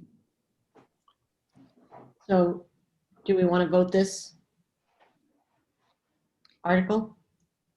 John? Madam Chair, I move that the Finance Committee recommend adoption of annual town meeting Article 3, establish elected official salaries. Second. Great. Voice vote, Josh, Yes. Dick, Yes. Tom, Yes. Louise, Yes. John, Yes. Rick, Yes. Jim, Yes. and myself, yes. Okay. Article 35, a few items under general fund cash capital. That was still outstanding. Dave? Yes, Madam Chair, later this afternoon, the town manager forwarded to the committee a questionnaire relative to the Ridge Hill demolition. Mm-hmm. And I believe that was the only outstanding issue the committee had, because you had met with DPW previously and you met with the school department as well. And I was under the impression that they addressed the point. So if there's any other questions the committee has. Yeah, I don't think, from my point of view, I don't have any questions, but I have discussion on a couple of ones that are included within cash capital. Go ahead, John. Right. So my main, the two ones that I guess for lack of a better term, object to or don't support are Pollard, what's termed the Pollard School Feasibility Study, and Ridge Hill. And Dave, you are correct. I did get information. It looked like drafts of frequently asked questions on both of those two. And thank you for sending those. And I read those. I still don't support these two. Let me speak to Pollard first. If you look at it, it's basically to further the design of Pollard, of the Pollard project that's set forth within the school master plan that came out last fall. And I've been adamant sort of all along that I think that we need to look at all these projects together and to discuss them together and to discuss them in the concept of or in the context of a financing plan that addresses everything. And whether it's to advance Emery Grover or to advance Pollard or advance Mitchell, I don't think it's appropriate at this point in time to advance any of them until that discussion and that plan is available to us to look at. And I'm also concerned that a project of this magnitude should not be included within a cash capital article. It should stand alone as the Pollard project going forward, or the Emery Grover project going forward, or the Mitchell project going forward, whether it's to vote design or whether it's to vote construction. But it should not be included within 15 different categories of cash capital, which I've always felt are matters that came up sort of during the year to get addressed, that are needs that are sort of symptomatic to existing type of facilities or programs that we have, as opposed to a brand new thing, which is what a new Pollard project or design would be. So I don't support that and would ask that to be taken out, at least from where I stand. And then on Ridge Hill, I go back to the discussion that we had previously. I'm not convinced that there's a need to take it down at this point in time. And I also think that the costs that are being set forth for it are, in my mind, excessive. The contingency that's placed in there, I think, is too much. I just don't think that the demolition of a structure like that should cost $700,000. So from a timing point of view and a cost point of view, I object to that one, or I don't support that one. Thank you, Madam Chair. Any other comments? Dick? Yeah, I tend to agree with John on both scores, but particularly the Ridge Hill. $650,000 is a huge amount of money.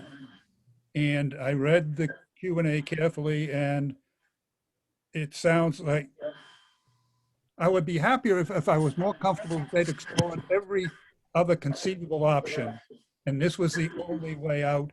And I didn't get that comfort feeling now. It sounds like I'm being totally inconsistent with what I said before, but I would like more comfort that full expertise has been applied to this, and this is the only practical solution to the problem. And I don't get that feeling.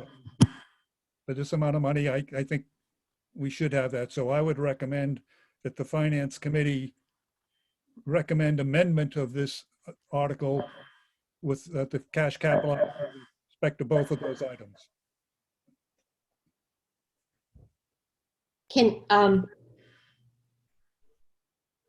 Can we actually recommend an amendment to that? Yes, the Finance Committee can certainly, in its recommendation to town meeting, make a recommendation to amend the article. That's within the purview of any committee that's a body to town meeting. Okay, any further discussion, or Was that a motion? did you take a Or motion on that? Well, could we, just talking out loud here, could we do a motion to approve, recommend adoption of the article in the reduced amount, taking those two articles, those two numbers out? That's what I was about to propose.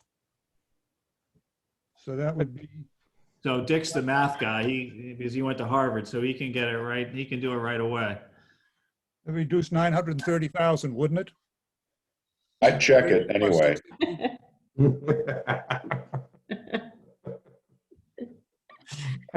I must admit, John, I slept through the accounting classes in law school. I knew it. I knew it. That's because the hockey bus got back too late the night before.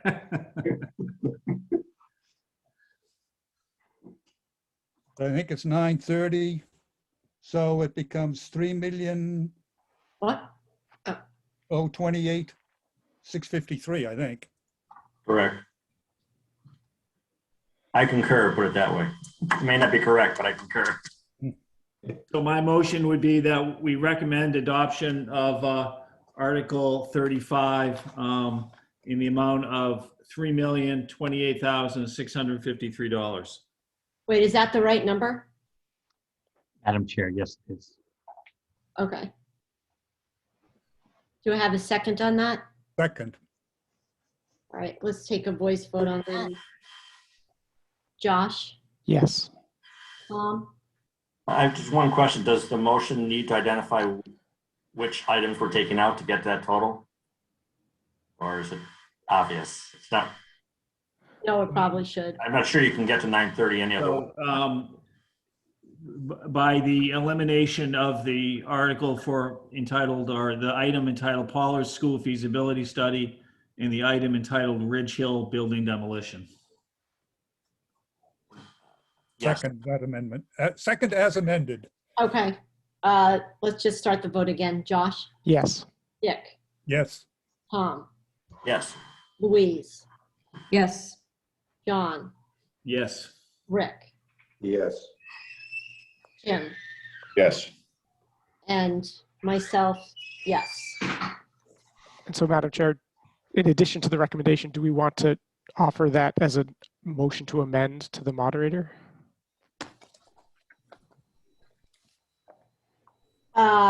I do, we have to, don't we? Mhm. Could I just ask an operational question? Yes. Since we're going to have to pre-record our positions and I've got this item, do I assume, Dave, that the motion to amend is on the floor and I can talk to it as amended, or? Dave, Yes. until the select board votes its recommendation, you can't, the motion, I'm sorry, the article as printed is the main motion. So it would require a motion to amend. I don't know that you can presume the select board will do that. However, I think before you record it, that your chair has a meeting with the chair of the select board tomorrow. So there can be that conversation. But they won't have voted it. So, you don't think Doesn't they'll have matter. voted it by now? Are they still in session? yeah, but they won't have voted the amendment. So I think the way to record it is that we're voting as we may for cash capital line by line. And we're recommending these two not be funded. And we don't have to vote, we don't have to provide an amended, We can do that at town meeting, but for purposes of recording, Mhm. that's I what we're think you doing. can also just say, to the extent that the motion has not been amended previously, we make a motion to amend and delete these two items. I mean, we're going to have a bit of wiggle room when you make these pre-planned speeches, but I think as long as you let people know, sensitize them to what the issue is, I think they'll understand. Yeah. okay? Thank you. Moving now to Article 37. Did we finish the vote? Oh, wait, I'm sorry. Did we not finish the vote? We didn't finish the vote. We did finish the vote. We did. Yeah, we, Okay. You finished the vote. okay, Article 37.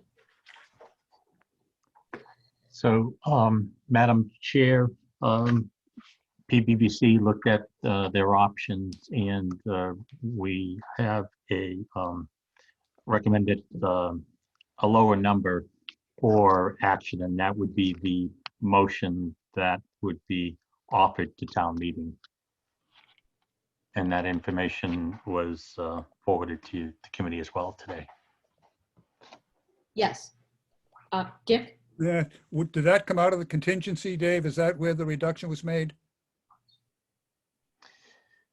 Yes, correct. That they focus mainly on the cost associated with the soils and the COVID, and not the additional not the additional allowances they previously were looking at. They were looking at a burn rate of 80,000 and it's now 72,000. So Dave, I had a question on that. Does that still assume that they're spending the whatever it is, $350,000 to return Hillside to its prior state? And why is that necessary? Yeah, it all assumes that the project that was approved is the project that will be finished, which would include the work that they have to do at the Hillside School. And does that number, so is my understanding that they had actually received CARES Act money for COVID-related expenses with respect to the project, and that wasn't reflected in the 1.4 million? We are seeking reimbursement for those expenses through CARES, yes.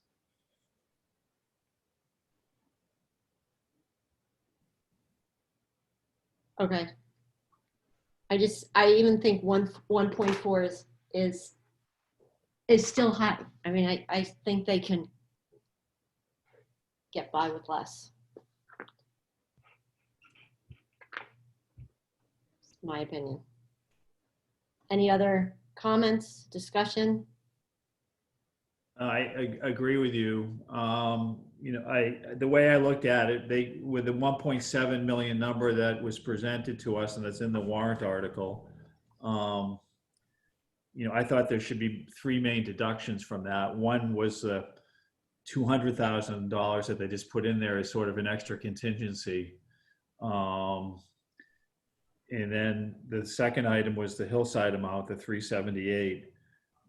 Which I think is just a placeholder. I heard it as a placeholder to begin with.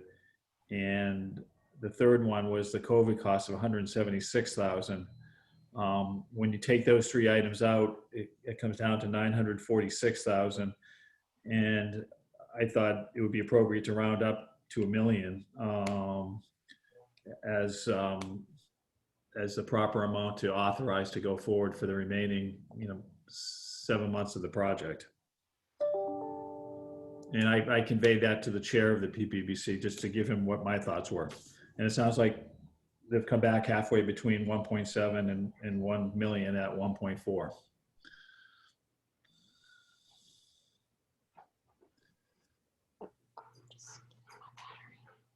Jim, go ahead.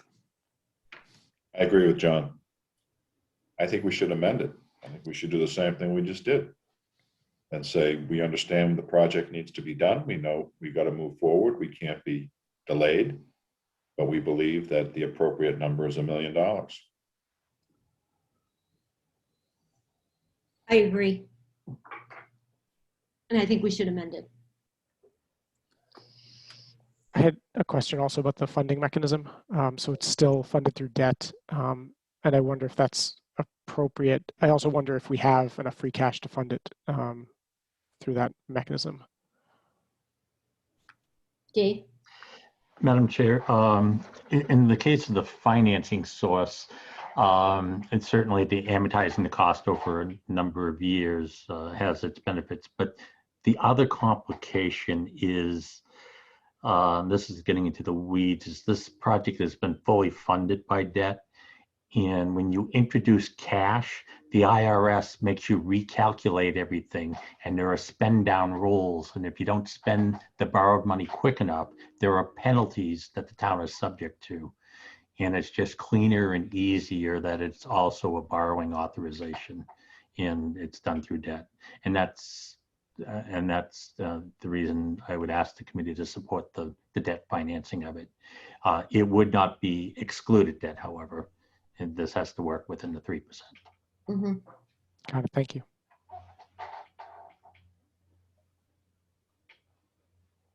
Is there any further discussion? Are we ready? Is somebody ready to make a motion? I will make a motion that the Finance Committee recommend adoption of Article 37 in an amended amount of $1 million. Do I have a second? Second. All right, let's take a vote on that. Dick, Yes. Josh, Yes. Tom, Yes. Louise, Yes. John, Yes. Rick, Yes. Jim, Yes. and myself, yes.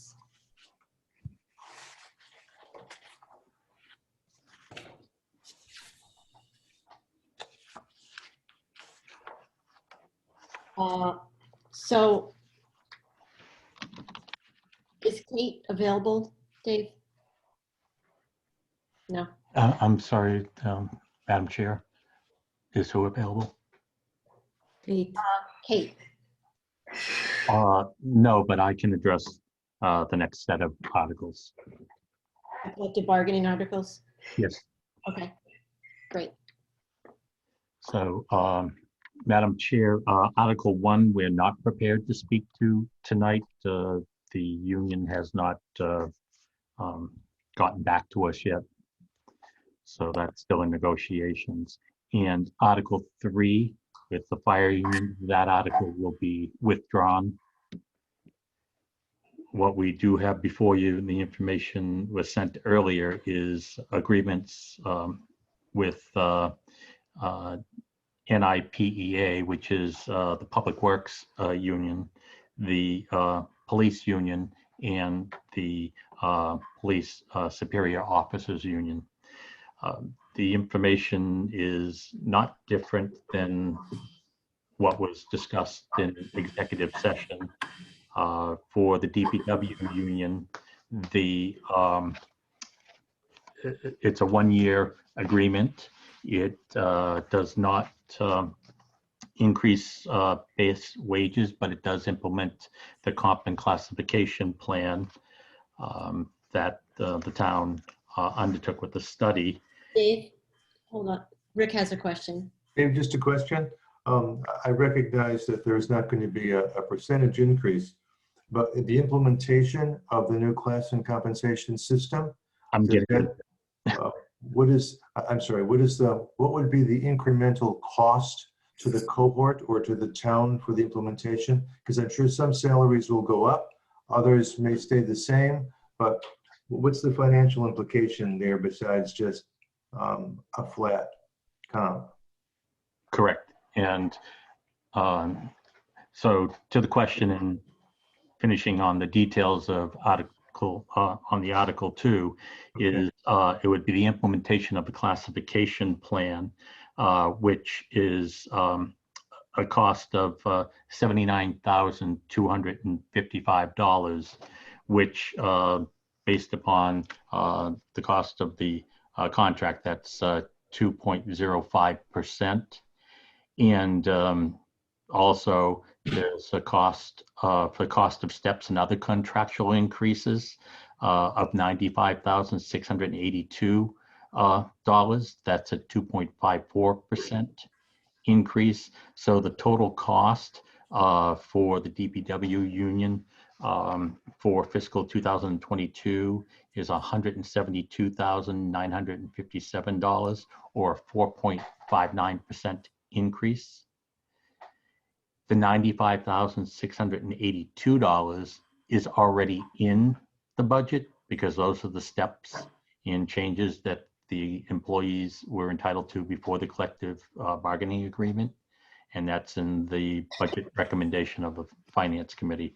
So passage of this article would effectively require an additional $79,255 to be added to the three budgets that are impacted by this, which is the DPW General Fund, DPW Sewer, and DPW Water. And lastly, if this is approved by town meeting, the increases to water and sewer would be addressed at the fall town meeting. So in terms of the actual cost for right now, for Article number 2 for NIPA is $79,255. That's the cost of the implementation of the plan. But as we said, we always present all the cost increases. Right. So the steps, which were already in the budget recommendation because the employer Gotcha. is getting those steps. All right.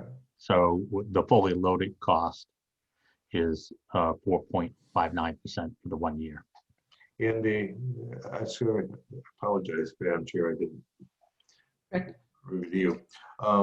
In terms of the source of the funding, it's from all we're doing is moving money that was already there from the fund into here to pay for this?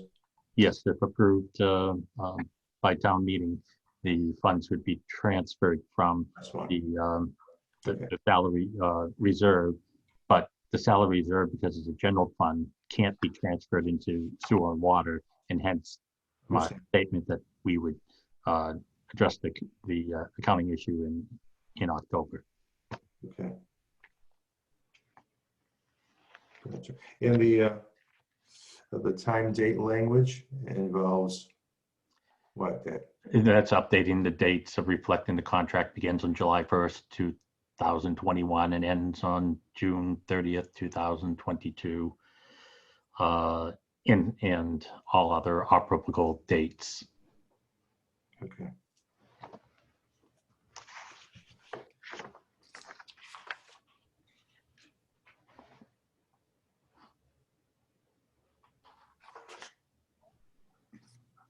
Okay.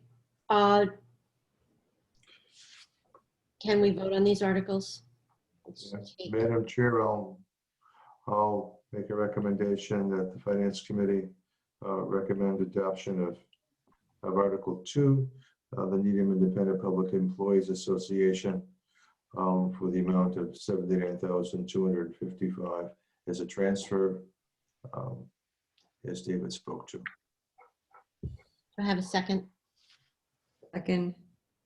All right, let's take a vote. Josh? Yes. Dick?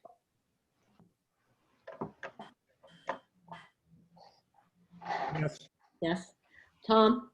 Yes. Louise? Yes. John? Yes. Rick? Yes. Jim? Yes. And myself, yes.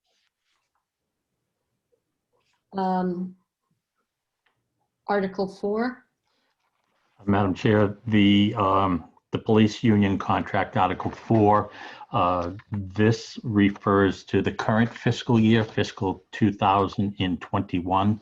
They did not have a contract this year. We reached a 1-year agreement with the police union. It is, the points again are the same as was discussed previously. It's a 3% increase to base wages, which is actually the same general wage adjustment that other unions received for fiscal 2021.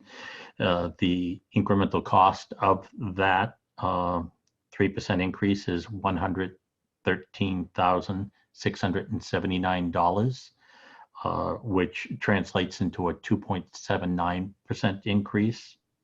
And the impact of the basic steps and regular changes in compensation of $48,081.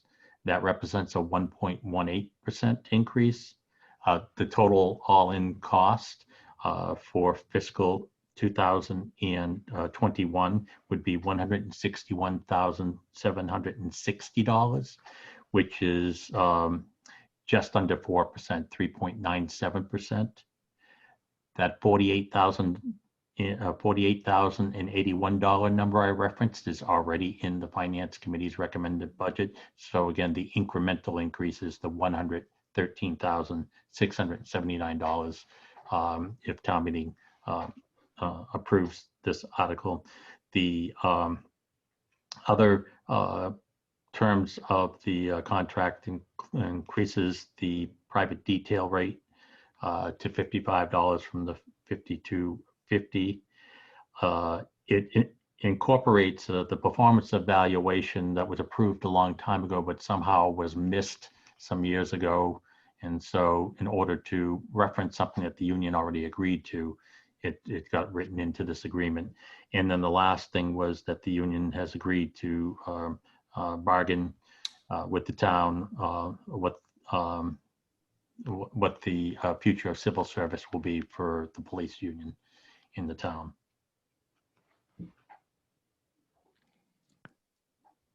Madam Chair, does so a question for Dave, the figures that you cited, does that include any increases to overtime as a result of the increase in the base pay?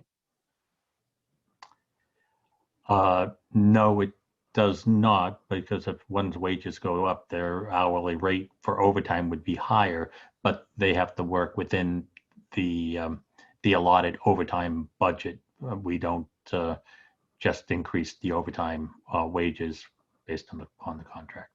So, okay, so just from my understanding, this is retroactive a year. So if officers have already worked overtime over the past year, are you saying that those wages that they've earned do not increase? You know, it's retroactive, so they would be paid for the cost of for any wages paid to them during the year. Correct. And but do we have you said those numbers don't include overtime. What would you know what the total cost would be if you did include overtime? No, I do not know that. That's something that would have to calculate, and it's only paid to officers who are on the payroll at the time of approval of the contract. But we're not transferring any additional funds for overtime. That is correct. Rick, did you have a question? I just did, Dave, on the new classification compensation system, a reconciliation between this group and that new system will, when you negotiate again, when this year is over, or will they not be impacted by that new system? The uniform police and fire were not part of the classification study. Okay, thank you.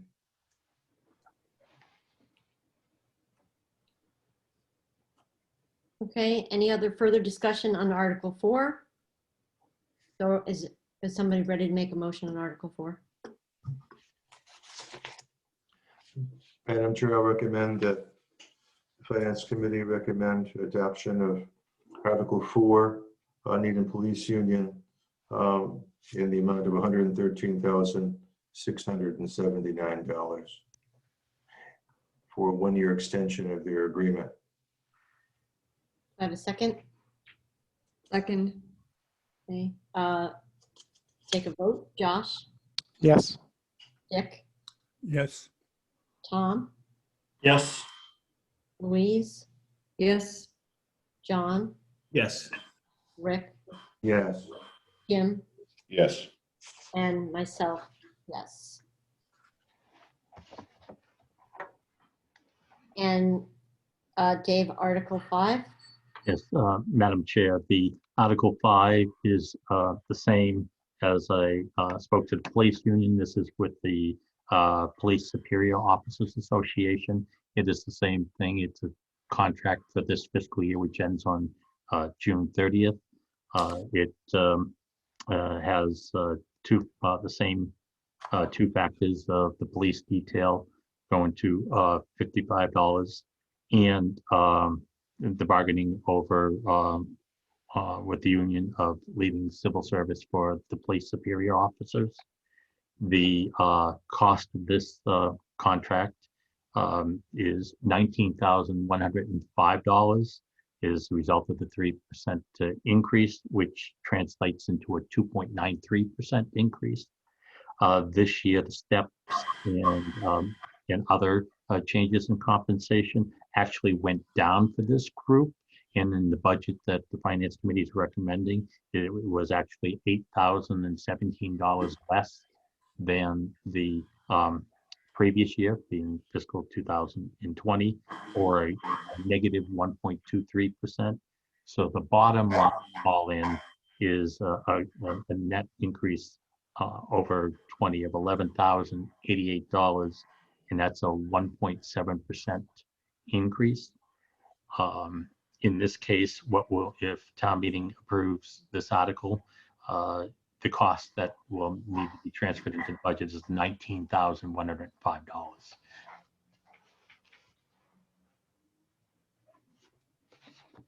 Questions, discussion? All right, anybody want to take a motion on Article 5? Madam Chair, I move make a motion that the Finance Committee recommend adoption of Article 5, the collective bargaining with the police superior officers. Second, Second, Second. let's take a vote. Josh, Yes. Dick, yes. Tom, Yes. Louise, Yes. John, Yes. Rick, Yes. Ian, Yes. and myself, yes. Okay, so that brings us back to waiting for determination from the select board on Articles 5, 6, and 7. And the CPC, right? Well, Emery Grover's, yes.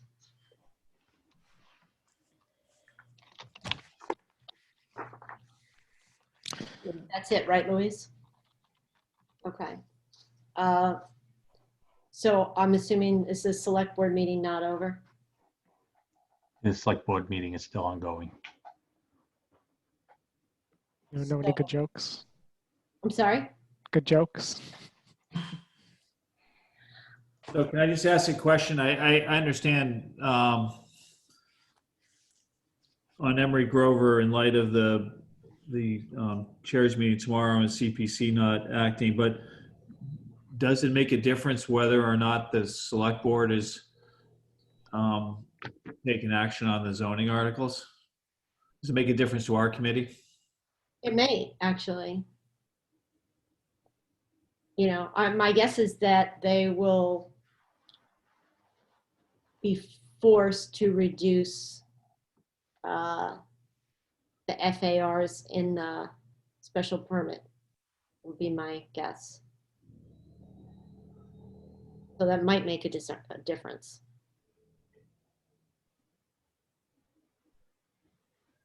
But isn't what we're voting on is what is set forth in the warrant?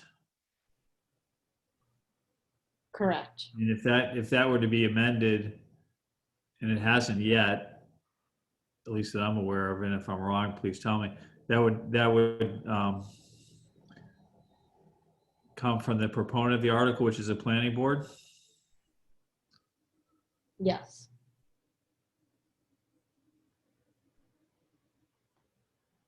Well, not necessarily. Well, not necessarily. The amendment could come from the Board of Selectmen.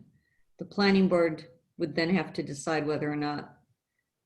I mean, this is just going to become another nightmare zoning article at town meeting. Well, and then It is. they're working on, Redundant. and there's, you know, I think that there's a citizen working on a citizen's amendment to this. Mhm.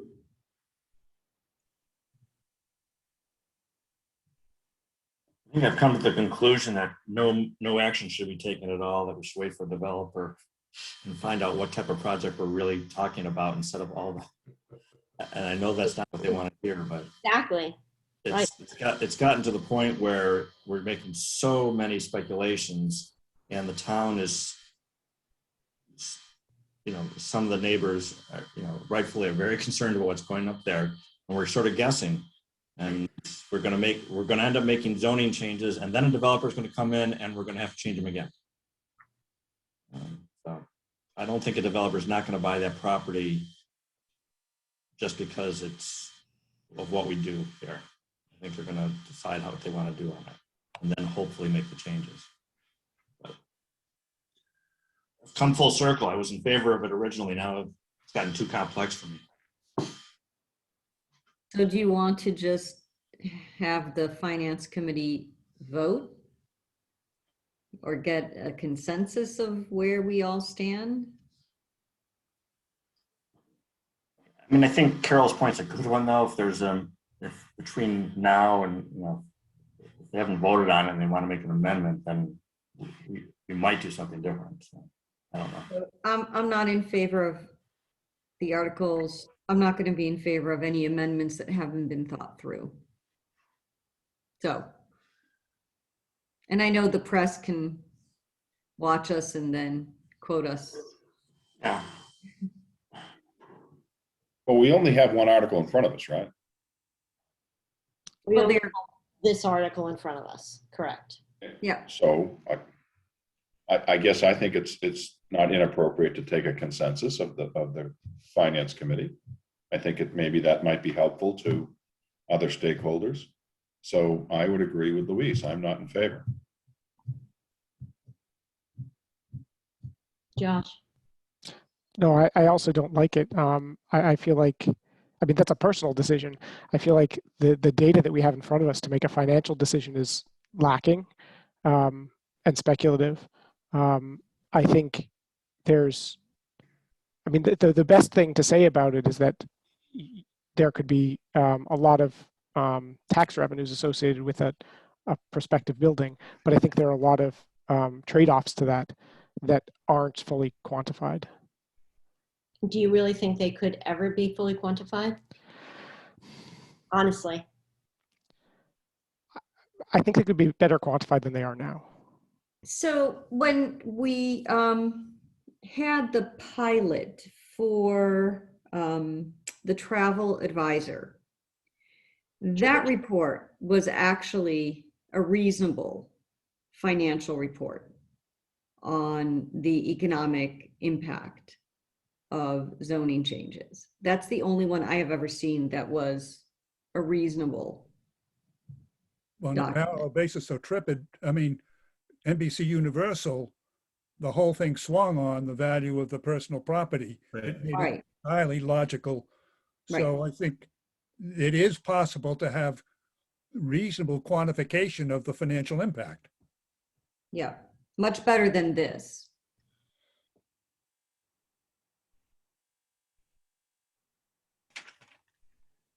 So do you want to take a vote on this article as it's currently construed?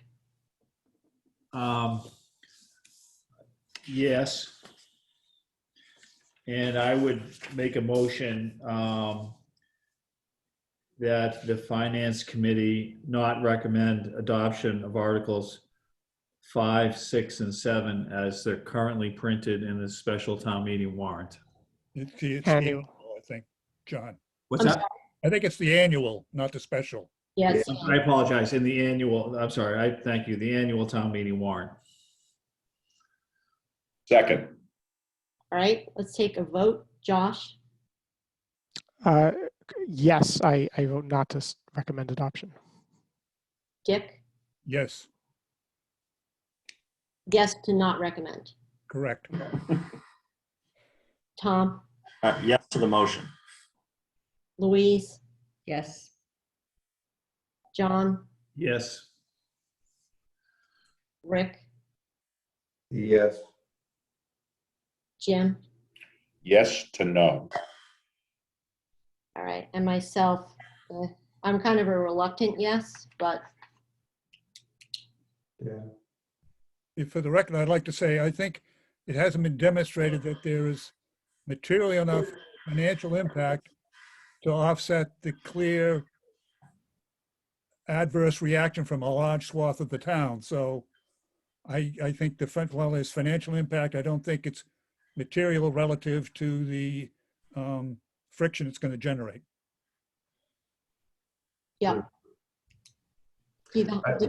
I certainly wouldn't change my vote because I think John's motion makes great sense and to vote in the affirmative. I just think to Louise's point earlier, our position in not supporting this is going to once again cause all kinds of havoc and consternation on town meeting floor, and we'll be dealing with all this again probably in the fall. And I'm just wondering if, and this seems to occur all the time, and at the risk of sounding terribly pompous, might we figure out a different way how to go about these zoning articles mechanically? Because I'm just wondering if we should be involved as a committee a lot sooner in the process, because they seem to bring to us things that somehow don't resonate well. And we throw that back and we don't seem to take any step forward because we give them guidance, maybe when we should be giving them guidance, or they should be listening to us earlier on in the project or in the process of conversation. I'm not so sure who to bring that to and how to begin to do it, but doing the same thing the way we do it over and over, expecting different results, is a fool's errand. And the same thing will occur at town meeting over the zoning article, or the three of them, or whatever they are. So that just for the record. No, I see what you're saying, but in fairness to the planning board, I think after the disaster in 2019, they did try to do that. I think they tried to do that in a certain way, but I think that between 2019 and now, momentum has swung in favor of other potential projects that have not been fully vetted financially to the satisfaction of the residents that are proponents. Yeah, I'm just wondering if they had brought us in earlier. Thank you. Thank you for making my point. Thanks. If they had brought us in earlier, we may have been able to steer them into ways that wouldn't got them in such a quagmire that they're in now. Because if our point to town meeting is to give them stability in terms of their financial conversation, and we can't find any stability, Lord knows what's going to happen on town meeting floor. I mean, Rick, I certainly don't have any problem with us being brought into earlier on any of the conversations. I'm not sure in this particular case it would have made a difference. Mhm. Seems to be a much more widely panned. Well, but I also think the complicating factor is that there's a lot of desires by many residents for this property, but the fact remains that and comparing it to other facilities in other towns, but the fact is the town of Needham doesn't own this property, so it really doesn't control the destiny of the property, and we're not going to buy the property unless, of course, we could put school administration there really inexpensively. No, I mean, that goes back to my point earlier. It's really gotten to the point where we almost need to see what a developer wants to do. And if somebody wants to buy the property and put a sports arena and a park on it, I'm sure there'll be a great deal of support for it. That's just, we just don't know who's going to own that property in the future. And there's just too many variables for us to try to put our hands around it right now. Yeah. But in general, I think there's just a tension between long-term planning for large swaths of land and focused, narrow planning for specific parcels. And I feel like this proposal wants to be both. I'm not sure that you can have both. I mean, I think long-term planning involves some sort of an amount of uncertainty. I mean, you're just trying to set up the conditions to build and to have development. I think that was the intention of like the Lower Chestnut Business District. But here, the focus is on only two parcels. And it seems like it's for a very specific development. Yeah. Okay. Anything else? Are we meeting next Wednesday? Well, we may have to, depending on how this meeting goes tomorrow. We'll know tomorrow. So if you can reserve the time, because it would just be on Emery Grover. So I don't want to say no because I don't know what is going to happen tomorrow. Weren't we also going to reconsider the public Oh, Call for the consulting public, assistance vote, thank you. roll call vote. If Barry's back and nobody else is out of pocket, yes. Are you gonna send them a bottle or something, Dick? Yeah, with your name on it. Oh, that's good. You don't know what's in the bottle, though. Ah, So for now, yeah, I think we'll have a short meeting on the 21st. But Louise, we need to have most of these presentations done by the 21st. Is that right? That's the deadline that the town has given you. Oh, that's interesting. They can't give us a deadline. That deadline's always, I it know. wasn't realistic last time either, so, and nobody watched them until the weekend before. I make a motion, we move the deadline. I don't think there's a financial implication in that. So, Consistent until the end. Move to adjourn? Move to Second. Sure. take a vote on that. Josh, Yes. Dick, yes. Tom, Yes. Louise, Yes. John, Yes. Rick, Yes. Jim. Yes. All right. Some of you I'll see tomorrow on tomorrow's meeting,